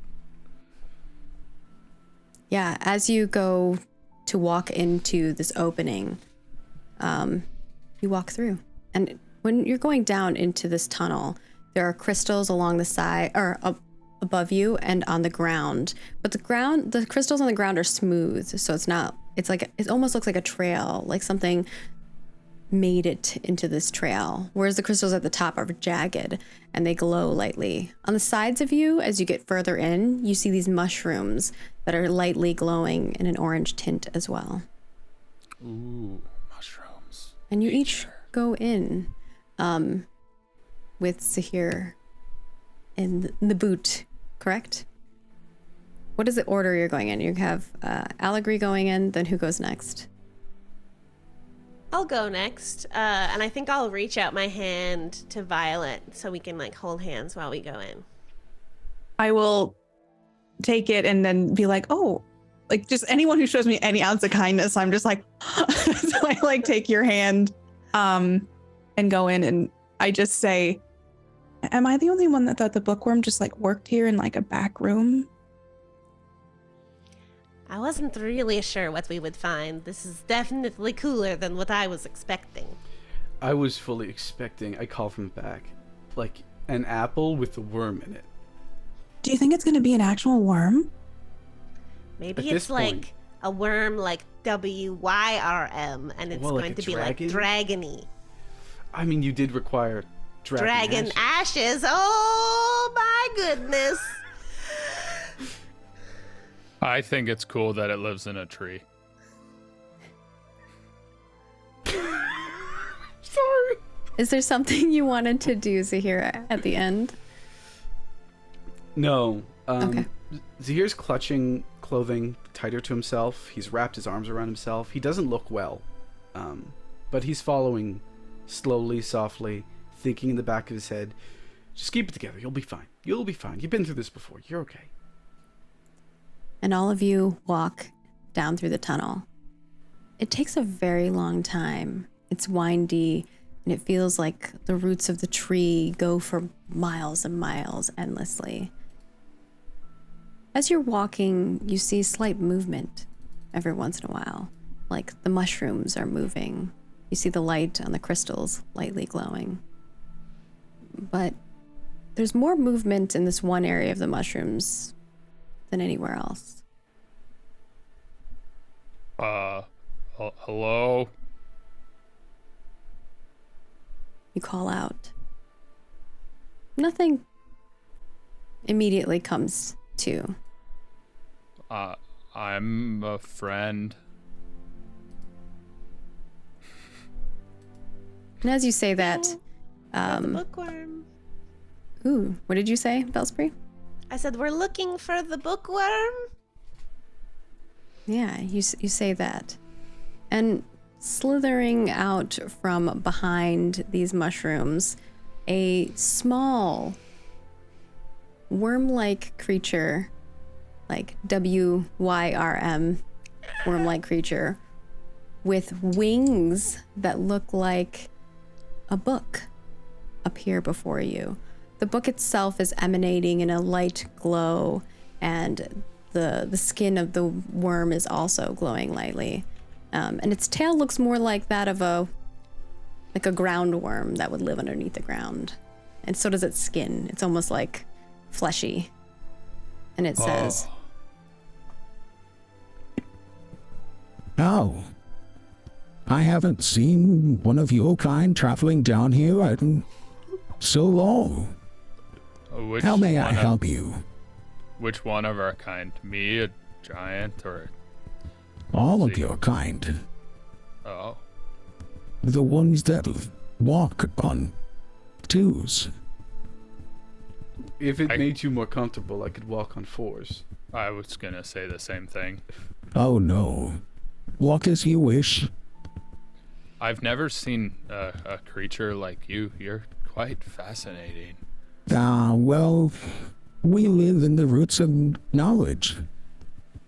And there's only one of us at a time. Oh. The bookworm, not a bookworm. Is that What did your you say? name or title? The bookworm, not a bookworm. There's only. I suppose. If that's the way you would like to think about it. Do you have like a name, or is the bookworm your name? Well, I've always just been called Bookworm. And those before me, Bookworm. Would you like a name? I think that suits me, don't you? Yeah. Yeah, it does. May I help you? Oh, I like your home, but I think Bellspree and Violet, our friends, want to know things. People always come here wanting to know things. I mean, I just think it's cool to meet you. Well, it's nice to meet you, too. My name's Allegory. Very nice to meet you, Allegory. I'm Zahir. This is Bellspree. That is Violet. Here's Gwillem, and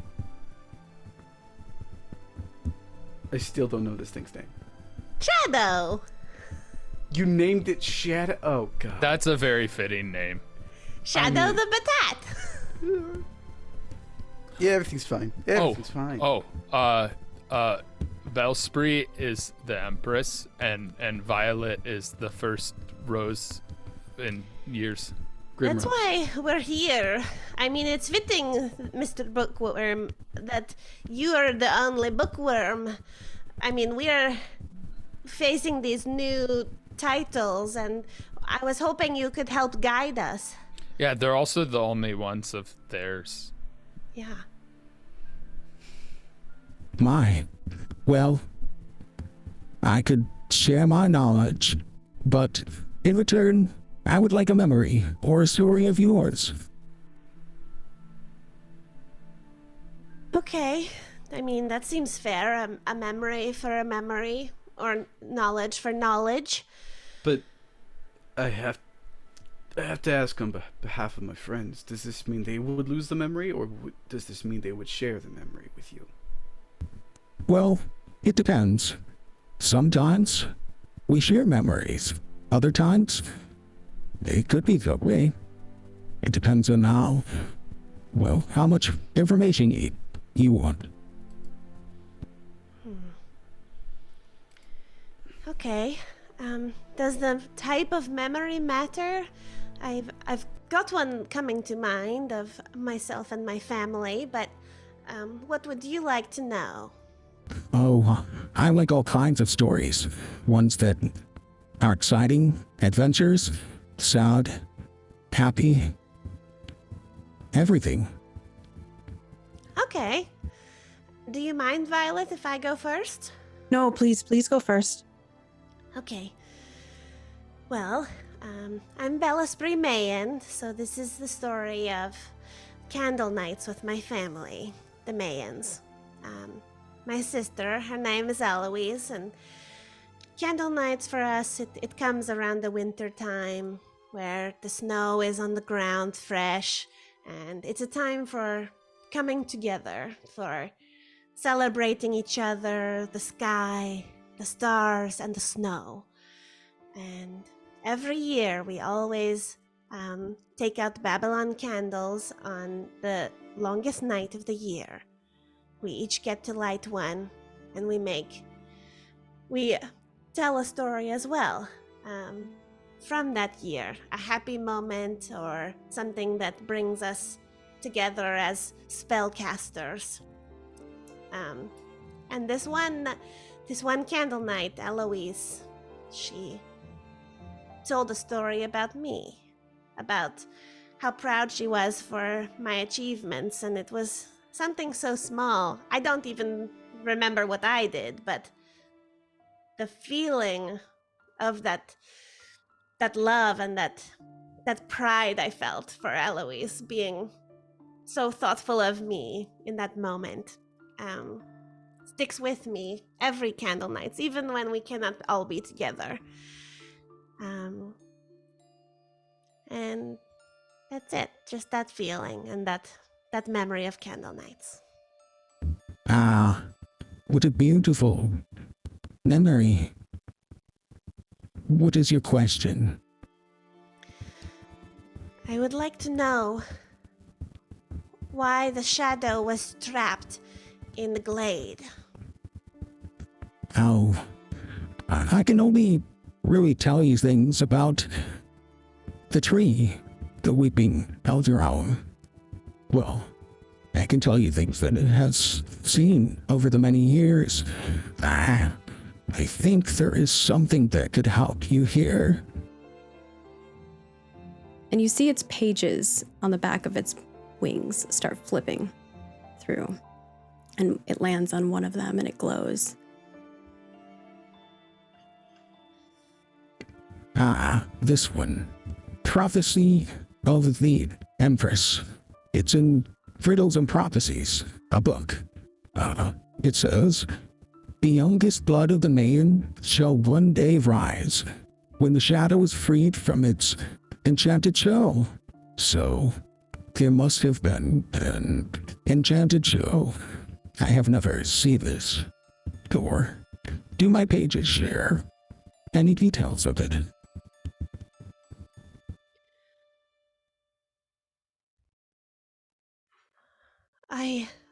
Can you repeat the prophecy? I've never heard this before. Yes, of course. I can repeat it. If it'll Cut off come again. through ever. Hello? Now it's There you coming go. through. Now it's coming through. Yes. Of course I couldn't repeat it. The prophecy of the Empress in the book Riddles and Prophecies, the youngest book of the Mayan, shall one day rise with the shadow. Oh, sorry, let me repeat that. The youngest blood of the Mayan shall one day rise when the shadow is freed from its enchanted shell. Did you get it that time? Yes. Wonderful. That does sound like when I was soulbound with my shadow. That freeing meant that I became the Empress? Oh my goodness. I suppose that's probably what happened. I mean, you were there. I was not. Do I get the follow-up question, or is that it? Sure. Yeah. What happened to the last Empress? Oh. Well, Oh, it's cutting her off again. yeah, no. Sorry, it's cutting me off. I'm not sure why it's cutting me off. There Okay, it is. There we go. Yes. Well, that will require a little bit more of a memory from you. There's a lot that goes on with the previous Empress. A whole bunch of chapters. Oh, okay. In that case, let me think of a good one, and you can go on with someone else. You look at Violet and her eyes are just like wide, like, oh God, it's my turn. So a memory for knowledge about something? Yep. A memory for a memory. I nervously look from Bellspray to Allegreed to Zahir. My name is Violet Primrosia, and I am an only child. I have a family cook at home named Lenore, and they are one of my favorite people. They taught me how to cook and bake, and they listened to me. One time, they taught me how to make strawbarb pasties. It's one of my favorite desserts because it's sweet and it's sour. And we always would put sugar on the crust before it bakes, and it just seems special. We would cut out leaves and also put them on top before we put them in the oven. And they were baking ones. Lenore told me that I was like a tree, that I can set my roots anywhere, and that I should let my branches grow out as far as they can, and that I should allow them to grow as far as they can. It's something that I think about often, but not am sure how I should do that.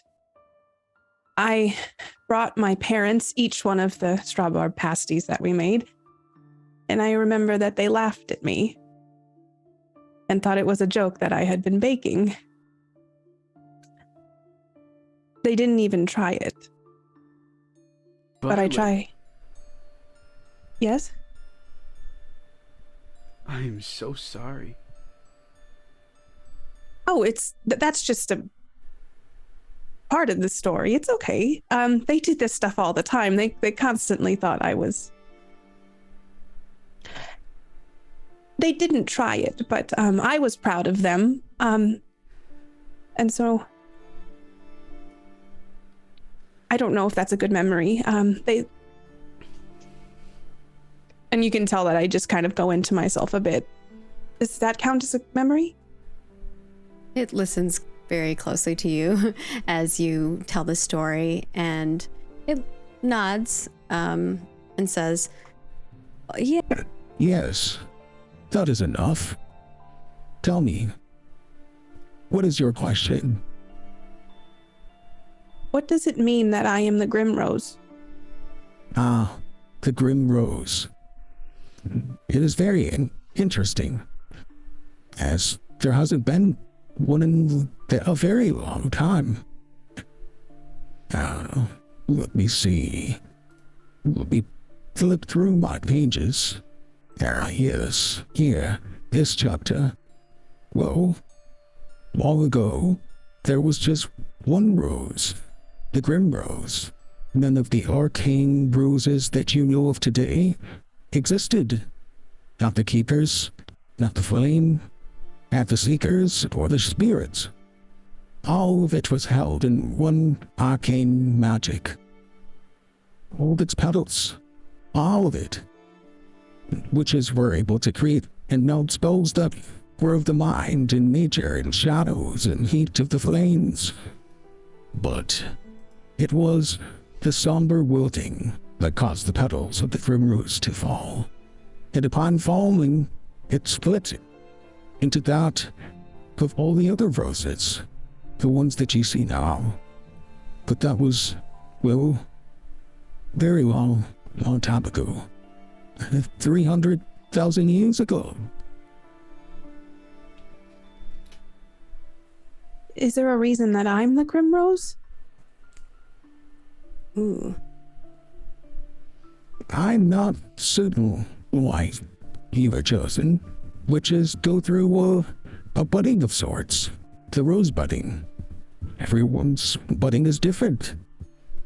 Perhaps you would know based on how your budding occurred.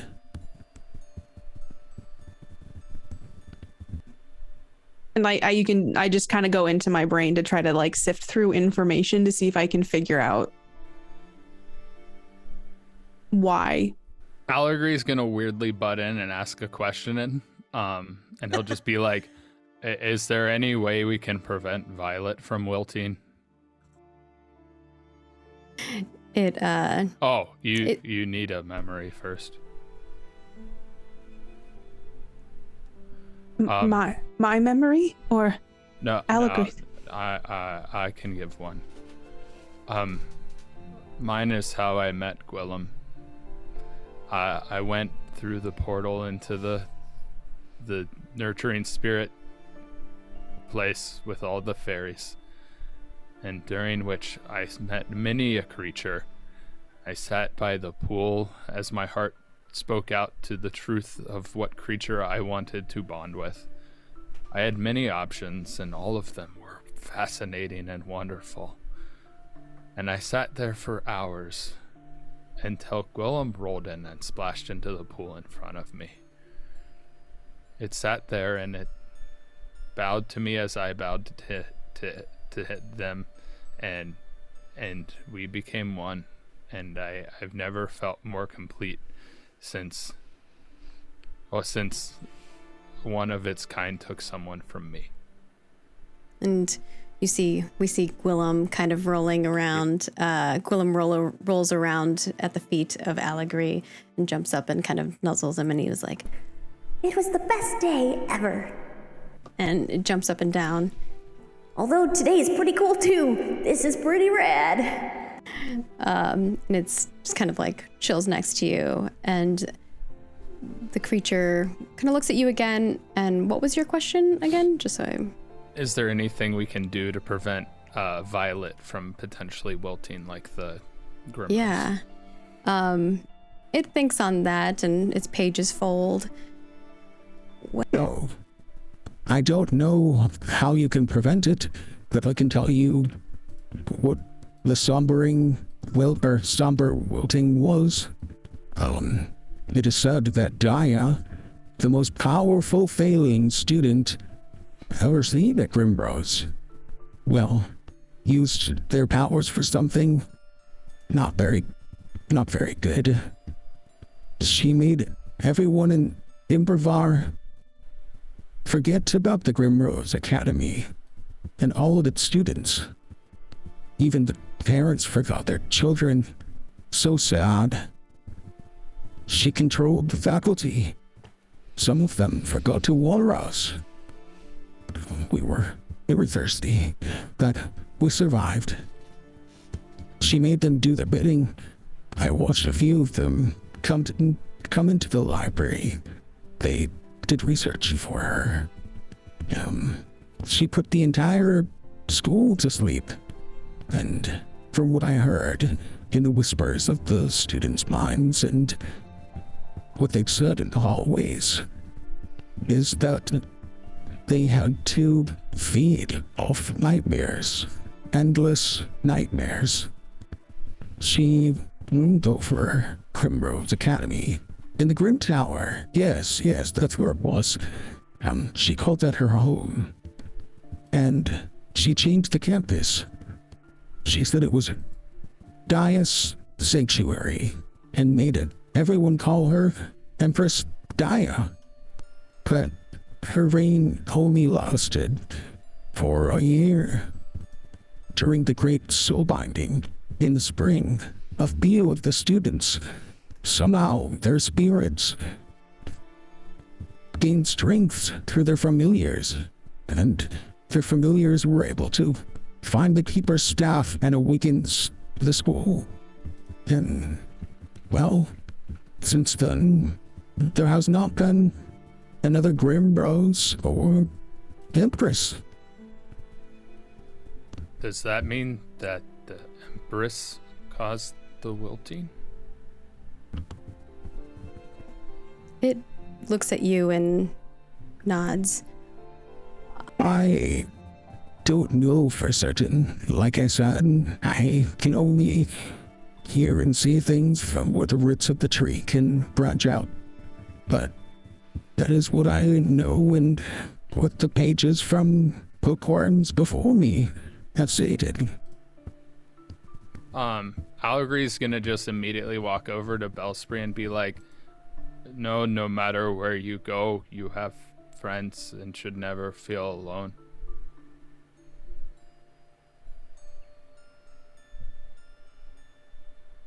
This is not the news I was hoping to get.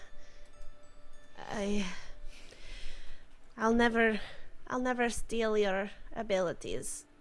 Any student's abilities. And I never want you to have nightmares.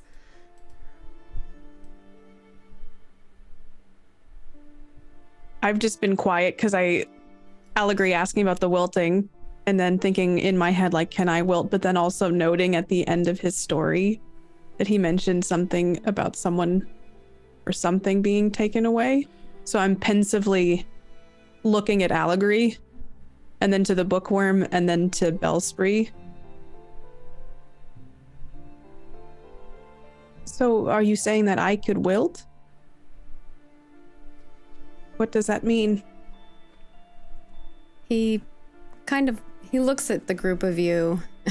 He looks at the group of you and sees the concern on your face as you ask that. I don't know. That is not the knowledge I hold, whether anyone can wilt. I assume a blossom always has the ability to wilt. It does not mean every one of them does. Before there was just one. Now there are 5. This is good news. I will be writing many chapters about this.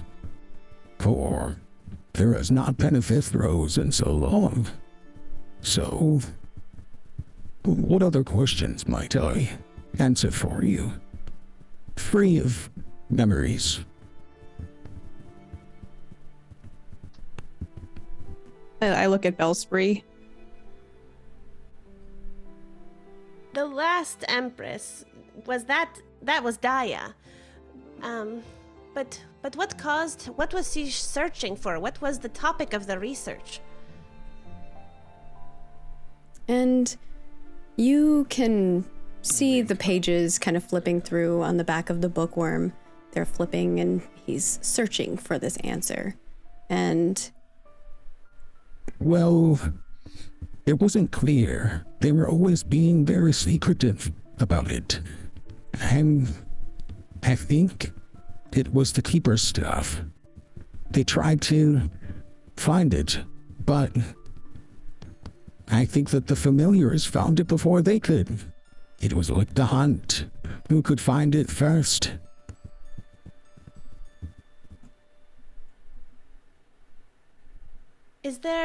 There's a prophecy about the Empress. Is there a prophecy about the Grimrose as well? it flips through its pages, the pages turning and the pages glowing as it searches through the back of its wings. I don't see the prophecy, but maybe something else. One moment. Not about the Grimrose. No.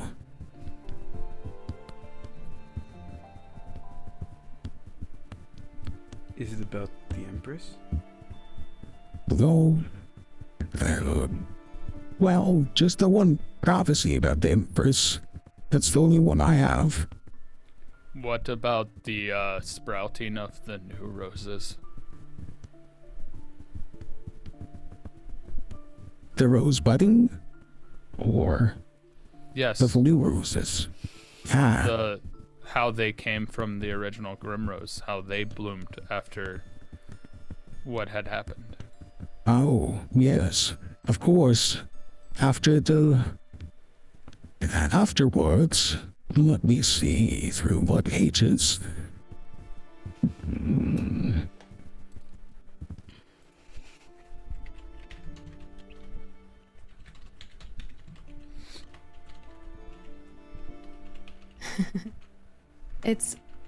This is the part that you guys already know about, which is the rose budding. Or no, you want to know how the rose petals fell from it? It's basically how they're connected, how the Grimrose wilting led to the sprouting of the flowers, if it was caused by the wilting or if it was caused by something in response to the wilting. Kind of like the reasoning behind how roses bloomed again after the wilting of the Grimrose. Gotcha. I will explain that then. Mm-hmm. Well, before there was only one rose, just the Grimrose. And when the wilting happened, that's when the other roses formed for the petals. As the wilting happened, each petal fell from it. And from those petals bloomed new flowers. But there has not been a red rose in so long. Just the 4. But a rose is more than 4 petals. But was that? No. A rose has more than 4 petals. Why did only 4 bloom? I'm not certain of that. That is all I know. But when it comes to magical flowers and beings and entities, there's usually some kind of magic in the number. So maybe 4 means something more. Can I ask you a question that I don't think you know the answer to, but if the Grimrose were to wilt again, and if the 4 wilted, would there be any magic at all? Well, that is a good question, but you are correct. I do not have the answer. I would assume, I think, just like you, from the knowledge that I have, well, if there were not any rosebuds or flowers, then magic would cease. Is there anything about my family or why I would be chosen? I don't see anything in my pages about your family. I'm sorry. Your story doesn't make them out to be nice people. It's just what it is. Violet, many things are what they are. That doesn't make them okay. They made a joke about the pasties. They're just saying, like, you don't need to be cooking. You have bigger fish to fry. That kind of thing. No, what they're saying is you're not using what you have effectively enough for us. What they're saying is dismissing you. It's okay to make pasties. You don't need to have the weight of the world or the weight of a village on your shoulders to be good and capable, Violet. I think what great. Zahir's trying to say is you're great the way you are. Yeah, that's what I was saying. Oh, I appreciate it. I feel like I don't have as much weight on my shoulders, if I can speak, as Bellspree does. But it's easier when you have a family. And the family doesn't have to just be a blood family. I'm happy with my coven family, too. I think we could have some space in here for you. Being forced to be alone has its costs. Costs that no one should pay. Especially if you plan on bigger things. It comes with sacrifices. I don't want to be too forward, but what about your family, Zahir? They're just a family. Overwhelming, jumping on top of each other. Happy, for the most part. I have other things that I'm responsible for. Well, I shouldn't have. I made myself responsible for. I suppose that we've asked you enough. So, When I was young, I lived in a village with several other people, not just my family. My family, other families. Most of us are farmers. My mom's a healer, so everyone came to her with their problems. She's both like a therapist and also a local village leader, you know what I mean? It's a small village. It's so small that you could, if you wiped it off a map, no one would notice the difference. But the people there are important, at least to us. So she began to note that many of the people coming in had similar issues. Almost like they were being poisoned slightly. And then they had malnutrition because we had a drought. You know, many local leaders are around, but not many care about a small village. So while we petitioned for aid, we got none back. My family aren't witches, or at least not active ones. I mean, my mom heals people, but like it's a small magic trick thing. It's not. So, it was hard to find information. But there's always places where you know where to look, and I know where to look. I found this old spell. It would bring the water back. Only enough to fill a container, though. Because each water doesn't come from nowhere. It has to come from somewhere. So if I wanted to make more, I'd have to give up more.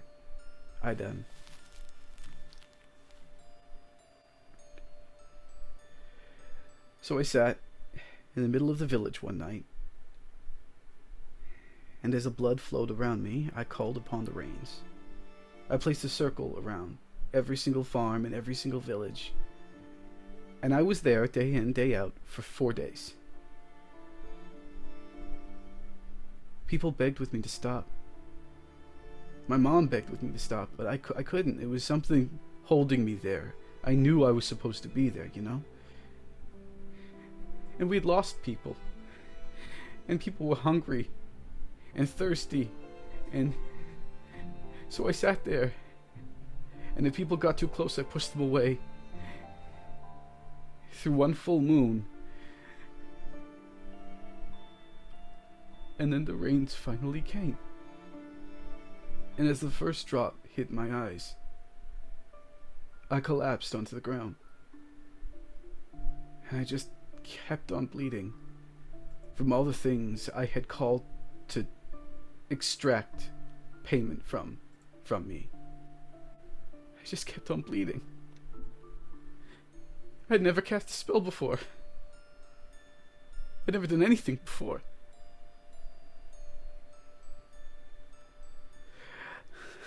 You know, I don't even know if I really had a budding. I just did this, and it attracted enough attention that some weird person with fancy clothes came from nowhere and said, I know a place that can teach you to do what you did without the pain. And I couldn't say no. And they told me I was Order of the Flame. And that's how I came here. Allegory has already moved to hold Zahir. Yeah, I was already starting to do that, but if Allegory's moving in, I'd probably be like, oh, I don't want to. Yeah, so I would have started to move forward and probably just placed a hand on Zahir as Allegory's coming in to actively hug. That's a lot. That's not something small.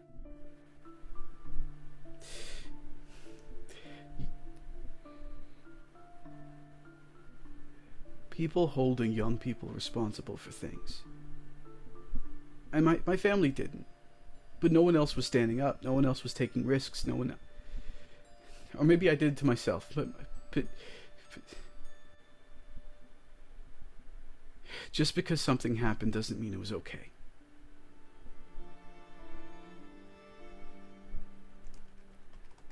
And I think at that moment, it's like a realization of we all have things, and this is not like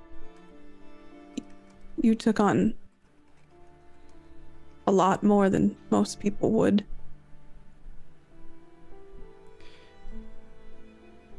People keep on talking to me about why I'm here, and the things I could be. And you know something? I don't want to be like the people that come from this place. No offense, Bellesprit, but those people are the people who ignored my people. Those people let my people starve. And if those people had stood up like they were supposed to, I'd be at home right now, reading books and watching movies and goofing off and taking care of my 19 nephews and nieces. It seems like there's more magic to you than actual magic.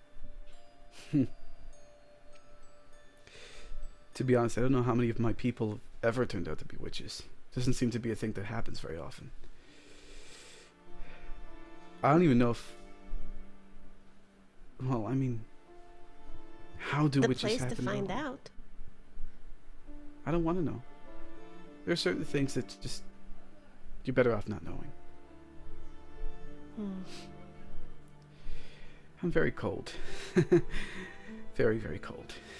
I would take off my cloak and wrap it around Zahir, if he'll take it. Thanks. Thank you. Sorry, that was a lot. I shouldn't have said anything. No, I feel like I know you better now. The great worm. I have a question. Is this something Zahir had told Allegory before?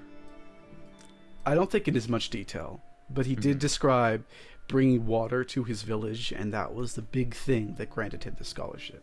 Mm-hmm.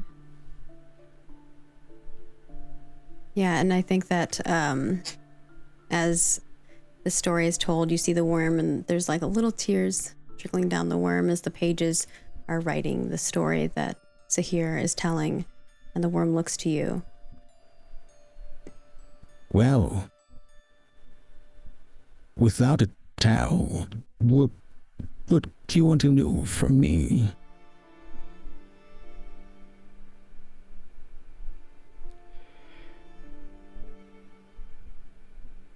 All I want to know is this.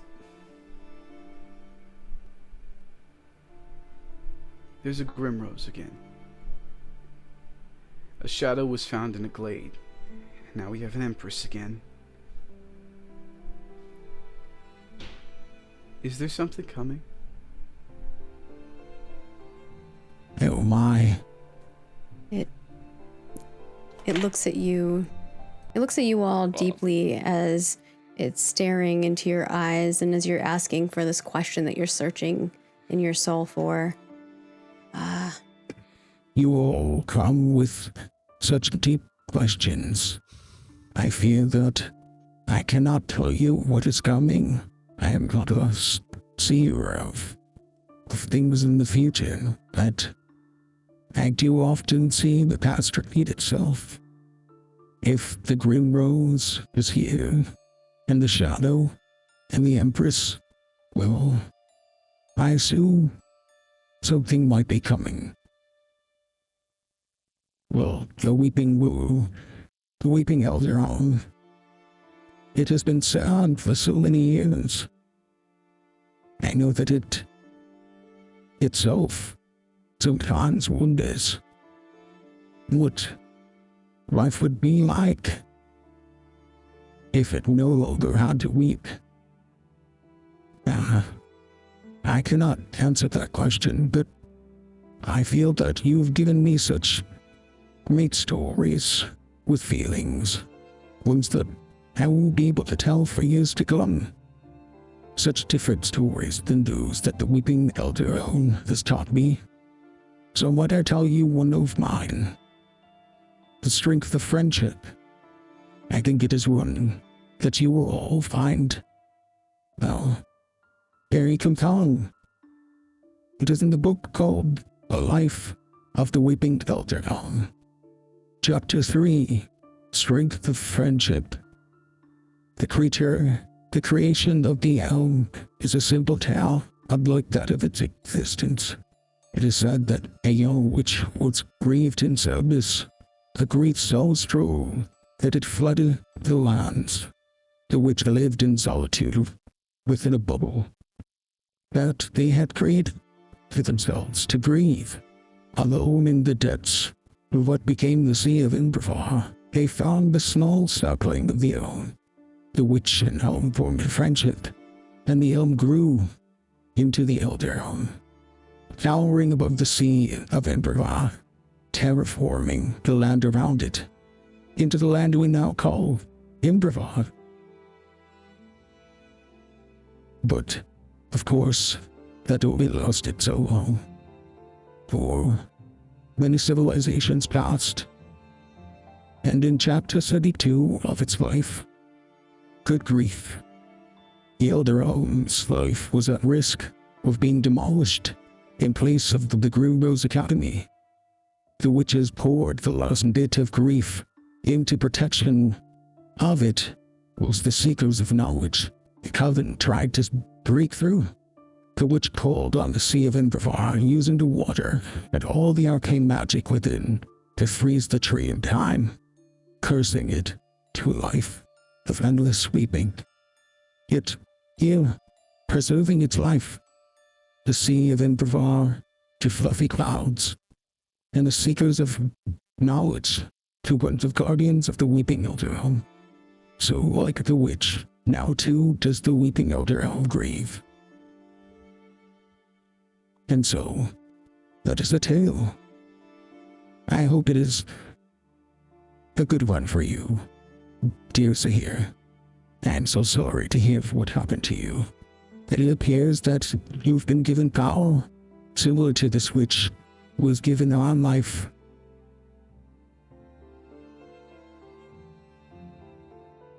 I, pat the sides of the walls in the roots of the tree.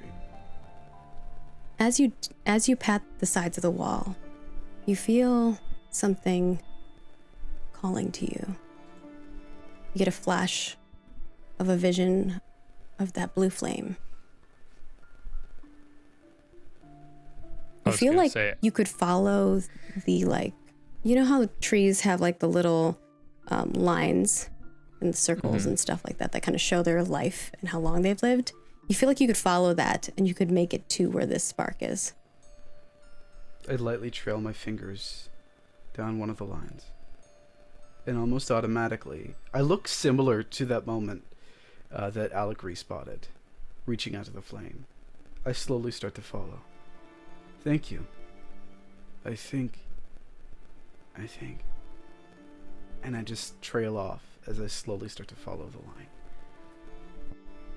What do the rest of you do? Or as we see Zahir slowly trickling and following down this path, what do the others do? Do you follow? Do you say anything else? I was going to say, as that story was being told, Allegory would touch the tree itself, one of the roots or something around, and try and feel what it's feeling. Yeah, I think that you kind of innately, because you are a nature spirit, you don't even have to cast magic to feel this. You feel sadness, weeping. And then in that moment, he would see Zahir and kind of just chase after him. He's very concerned and basically ready to cast the protective spell again.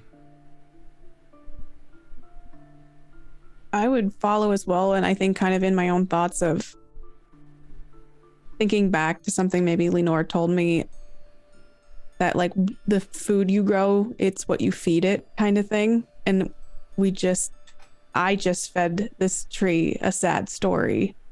And so probably a little bit distractedly with the commotion being and seeing Allegory leave, glancing at Bellspree and the Bookworm, and then following.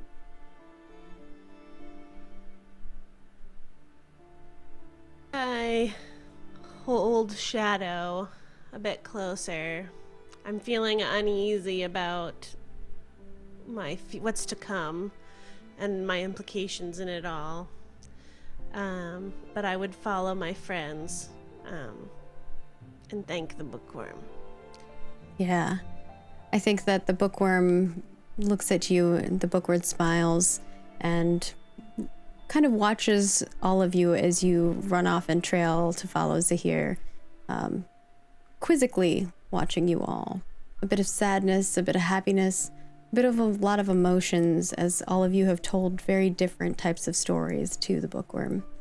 And we see the shadow, little Batat, aka Shadow, kind of nuzzle in your arms as you hold it tightly, and it says to you, It will be okay. You will be fine, Bellspree.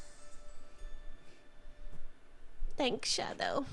I know I'll be okay when you're here. Of course. I will never leave you. I will protect you. and Aww. yeah, and we see you all trailing and following as the bookworm turns around and slowly makes its way into a little bit of bushes of mushrooms that are there in the corner.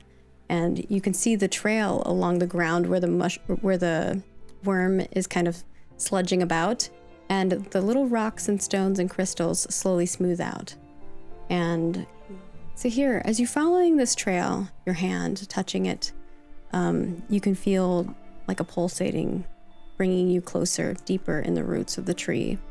And we get down there into the depths of it as we go into an opening where there are these little mushrooms kind of like doing a little march around, and you can see in the center of what looks like a pool of water that is lightly sparkling orange is a little flame, a blue flame.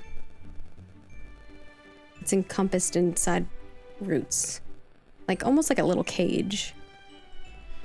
And the mushrooms are dancing around it. Still clutching the cloak gifted to me temporarily by Violet, in the same way I was wearing my bedsheet earlier, with one arm outstretched, I reach towards the flame and start walking towards the pool.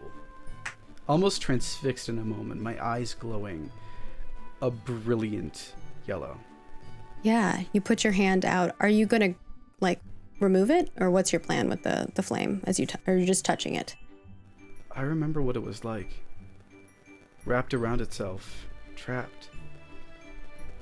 I want to, even though I'm much bigger than it, I want to lightly brush its shoulders and try and get it to look at me. The being trapped inside the flame. Yeah.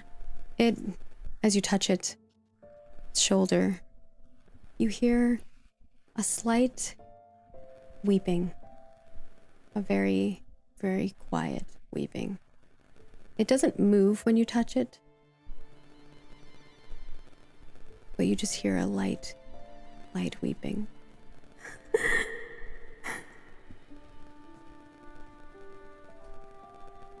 I immediately grab put my whole hand around it, almost scooping it up, and hold it close to my chest. As you pull it close to your chest, it says, Please, save me. and you're holding it close. And as you do this, the tree starts shaking as you remove it from these roots that it's been sitting inside of. The mushrooms around stop dancing, and they immediately all turn towards you all. And you see them all kind of like swaying slightly, staying in space, in the spaces that they're in. And the tree starts just shaking and rumbling like you've never felt before, like almost like an earthquake is happening. And you feel like if you don't start booking it, this is gonna collapse around you. Like the roots are gonna start collapsing around you. What did you do? This doesn't feel right. I don't know. She's trapped. Who's trapped? She's trapped. They're trapped. I look at my hand, at the flame. You all see the flame. It just looks like a blue flame to you, though. It's just fire. It's hurting the tree. With Allegory touching the tree, does the tree feel like it's in danger? No, it is in danger, but in a different way.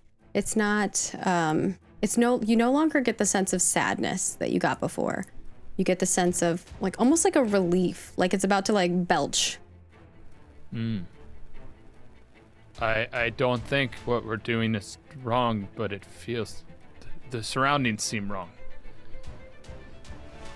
Let's leave.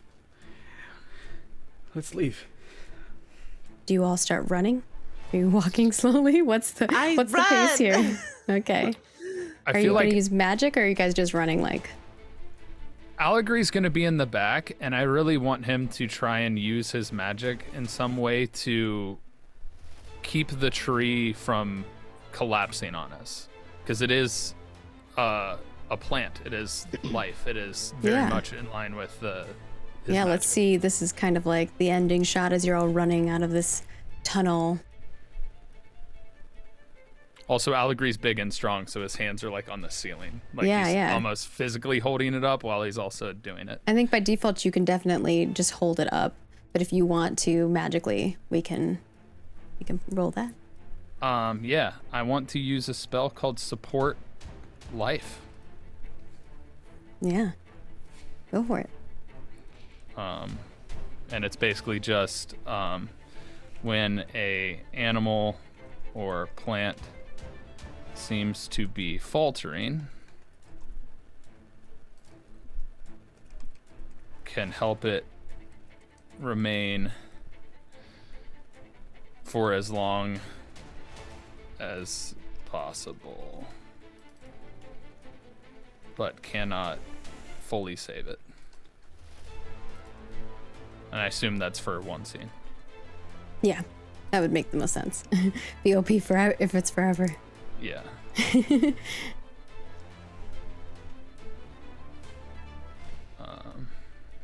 And so, yeah.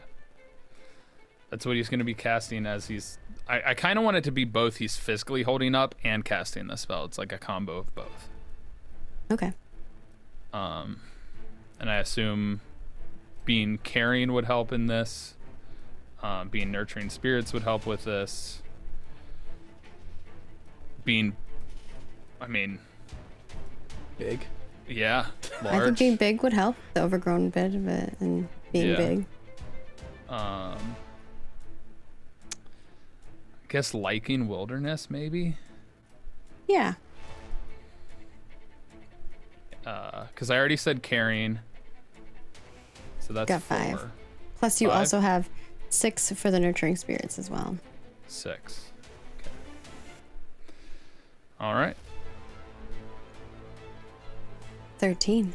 Yeah. It happens just as you described it there. And as everyone's kind of getting out of this tunnel, describe to us like what we see as you're the final person out of the tunnel.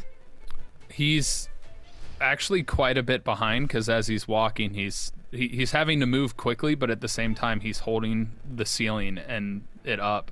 And as he walks past, each root kind of behind him starts to kind of wither away, but what's above him seems to be holding strong, and it's like there's a shining kind of like green light about it, as some of the overgrown bits on his body are kind of lending life to the tree itself. Yeah. And you see Allegri get more and more exhausted as he makes his way out. Yeah, you're like, we see you getting like exhausted and you're holding this up and everyone's running, but because you're taking the time to like cast a spell and hold this up above them as they're running out of the tunnel, you see something down in the tunnel. There are these armored looking ghosts that are down at the bottom. They're forming around where the mushrooms were. It looks like maybe the mushrooms were like casting some kind of spell. That's why they were like swaying like this. And as you see in the pool of water, these like figures of like ghostly water start forming and they start marching. It's probably like 30 of them marching up this tunnel right now towards you as you're watching that. And you know, you remember hearing what the Bookworm said about that coven turning into the guardians of the Weeping Elder Elm. So perhaps that's what this is, putting 2 and 2 together. Because you are somebody of nature, that would be something you'd easily be able to tell. And as you hold up this last bit and it comes to a crumble, we see like the light glow, you can see them kind of stuck in the back there as they're marching forward, but they're not able to get to you all as you rush out of the tunnel. Yeah, and I would say Allegory kind of, as the last bit collapses, he kind of just falls out and is like laying on the ground. Are you okay? I'll be fine. Is the bookworm okay? I don't know, but there were armored things trying to follow that I think were trying to return whatever Zahir took. I'm gonna like crouch down and just like try to help Allegory up and see if you're wounded. He's just spent. It's almost like the life of the overgrown stuff around him is somewhat wilted and like lacking energy. Mm-hmm. Because essentially what he was doing was using what life he had to support the life that was left to maintain the roots. I'm so sorry, everyone. I don't know why I did that. I'm holding the little puddle of blue flame in my hand. Yeah. It was trapped. It didn't want to be there anymore. It was so sad. As you what do we do with go ahead. it now?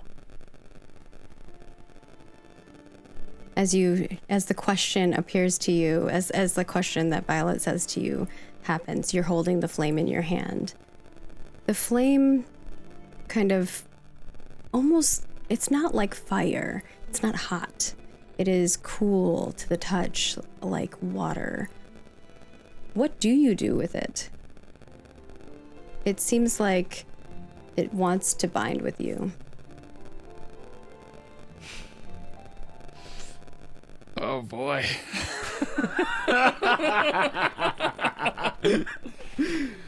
Does it now? Does it? You don't want to be alone, do you? It weeps and you just hear light. So sad. I'm gonna cast the binding ritual. All right. What does it look like to you when you cast the binding ritual? Obviously, you don't actually have to cast it. It will happen. Zahir never really wanted to be bound. But if it's going to happen, it's going to happen. He holds the flame beside him, and he cradles it almost like you would a child. And it does look to those who are witnessing like he knows how to hold a baby. He wraps it in his arms and pulls it closer and closer to his chest. If there were a child now, it'd be suffocating, but instead, the flame is just enveloping him, going into him and through him. And he closes his eyes. The glow from his eyes finally fades away. There's a little trickle of something coming from the corner of his eyes. There's a little dampness to the clothes he's wearing, as some of those old scars open back up and then close again. And we see this dampness. It's almost like a dewy dampness on Zahir's body as you all are watching this happen. And the flame slowly trickles into water over your hand, pouring. And it dissipates. And that is where we will end today's episode of the Grimrose Academy. We'll have a lot to talk about in the after show. But with that, of course, we will be wrapping it up. If you want to know how you can access the after show, it is over on our Patreon, where we have all kinds of goodies and rewards. That's the best way to support us, because not only do you help pay for our cast and all of the lovely shows we do and the art, you also get some cool stuff in return. Like right now, there's a monthly recap that's out. We have Out of Control coming next week, which is pretty awesome. Definitely tune into that. That will be October 2nd at 10 a.m. Pacific. So you will definitely want to tune into that. And of course, we have our Ascension MP3 that will be coming out later today. And if you're a GM tier, I asked for some secret stuff in the Discord, so definitely give us the information. I've already put some of those things into play. And if you're a legend tier and above, you'll be playing in a private session that will affect this game. So that's also exciting.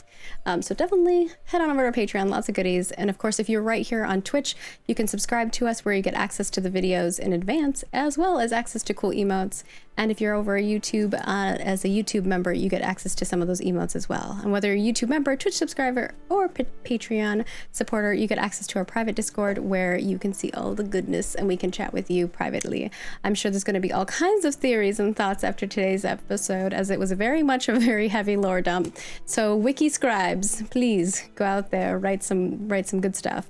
And of course, we would like to thank our sponsor today, Roll20. We really appreciate it. That's how we see all these sparkling, lovely magics that we've been rolling. And of course, our supporter today from Patreon is Jackson Decay. We thank you so much for supporting us and continuing to. We appreciate it greatly. If you would like to support us in non-monetary ways, because we know not everyone can support us in monetary ways, you can head over to right on Twitch whenever we go live and make clips. You can watch over on YouTube, subscribe, like, and comment, or you can go over to our Twitter and Facebook and like, share, retweet, and comment, as all of those are ways to get the algorithm to find more Roll For It. And we hope that we can tell many, many stories to come. I want to be like 102 and still telling stories with you guys. I want to be like, back in my day, you know, that kind of stuff. So The with that, bookworm came and died. right? I'm going to do a round robin. I will pass it on to one of you, and if each of you could pass the baton to another, which that would be great. So first and foremost, thank you to Bellspree, played by Char, who is our lovely guest. Please tell us where people can find you at and what you are up to, and pass it on to someone else. Ooh, thanks for having me. It's always a blast to be here. I'm at Charlene Bayer on all social media. On Tuesdays and Wednesdays, you can find me on the evenings at Tabletop Titties on Twitch. Otherwise, every week I have a horror and cocktail podcast called Drinking and Screaming. You can get that wherever you find your podcasts. And I will pass it off to Tyler. Hi, I'm Tyler Scheid, known on the internet as Apocalypto_12. You can find me pretty much on every platform as Apocalypto_12, or just searching Tyler Scheid. Outside of my content on YouTube and Twitch, which I haven't been on Twitch aside from other people's channels for months, you can check out my podcast called Go My Favorite Sports Team. It's a sports podcast, but it's not for sports people. It's for people to learn about sports and understand why they're a massive part of society. And I will go ahead and pass the baton to Katie. Hello, I am Katie Peters Plays. You can find me on Twitch at Katie Peters Plays. Halloween's coming up, so for October, come hang out with me. I play a lot of scary games because it's the perfect time of year for it, and I love it. I also have 2 podcasts. Katie Hasn't Seen That, where I watch movies everyone else has seen, and I finally watch them and I tell you what I think. And The Quantum Drive, it's an Orville podcast, which is everything about the show The Orville, and it's a lot of fun. I do that with my friend Rob. I'm here next Sunday for Out of Control, the one shot. So come check out my character. I love everybody's characters, so I'm really excited for us to finally play in that world. And yeah, that's me. Follow me on Twitter to keep up with my brain thoughts. And I'm going to pass it over to Werewolf. Hey, I'm Nordine Likadir, also known as Werewolf, and yes, you can call me Werewolf. You can find me all over the interwebs at Werewolf Feels. I mostly right now, I'm in the midst of my busy season in my day job, so when I'm not doing this, I'm doing consulting work and writing.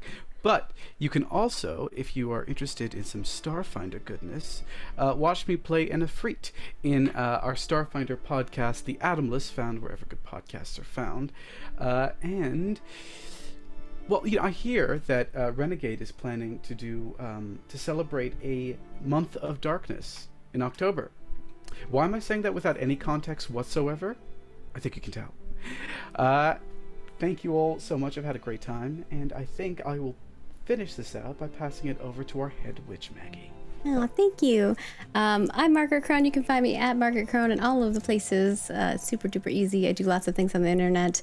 I will be here on Roll For It on Wednesdays, and we'll have a replay on Thursdays, and I'll be here on Saturday and Sunday of next week. So it's going to be a lot of action at 10 a.m. Pacific each of those days. So definitely come tune in right here, twitch.tv/roll for it. I have a lot of other projects happening, including today I will be on a show at 2:30 p.m. Pacific, twitch.tv/MagiRPG, where we're going to be doing a charity stream. It's going to be super fun. I'm playing a robot, so definitely come tune in. I also make games and video games for a living. I'm currently working on a project called Ashes of Creation. You should check it out. And of course, I made this game, which is in Spellcraft. And with that, we are going to go record a quick after show if we can, and then we will see you next week for another episode of the Grimrose Academy. Thanks, everybody.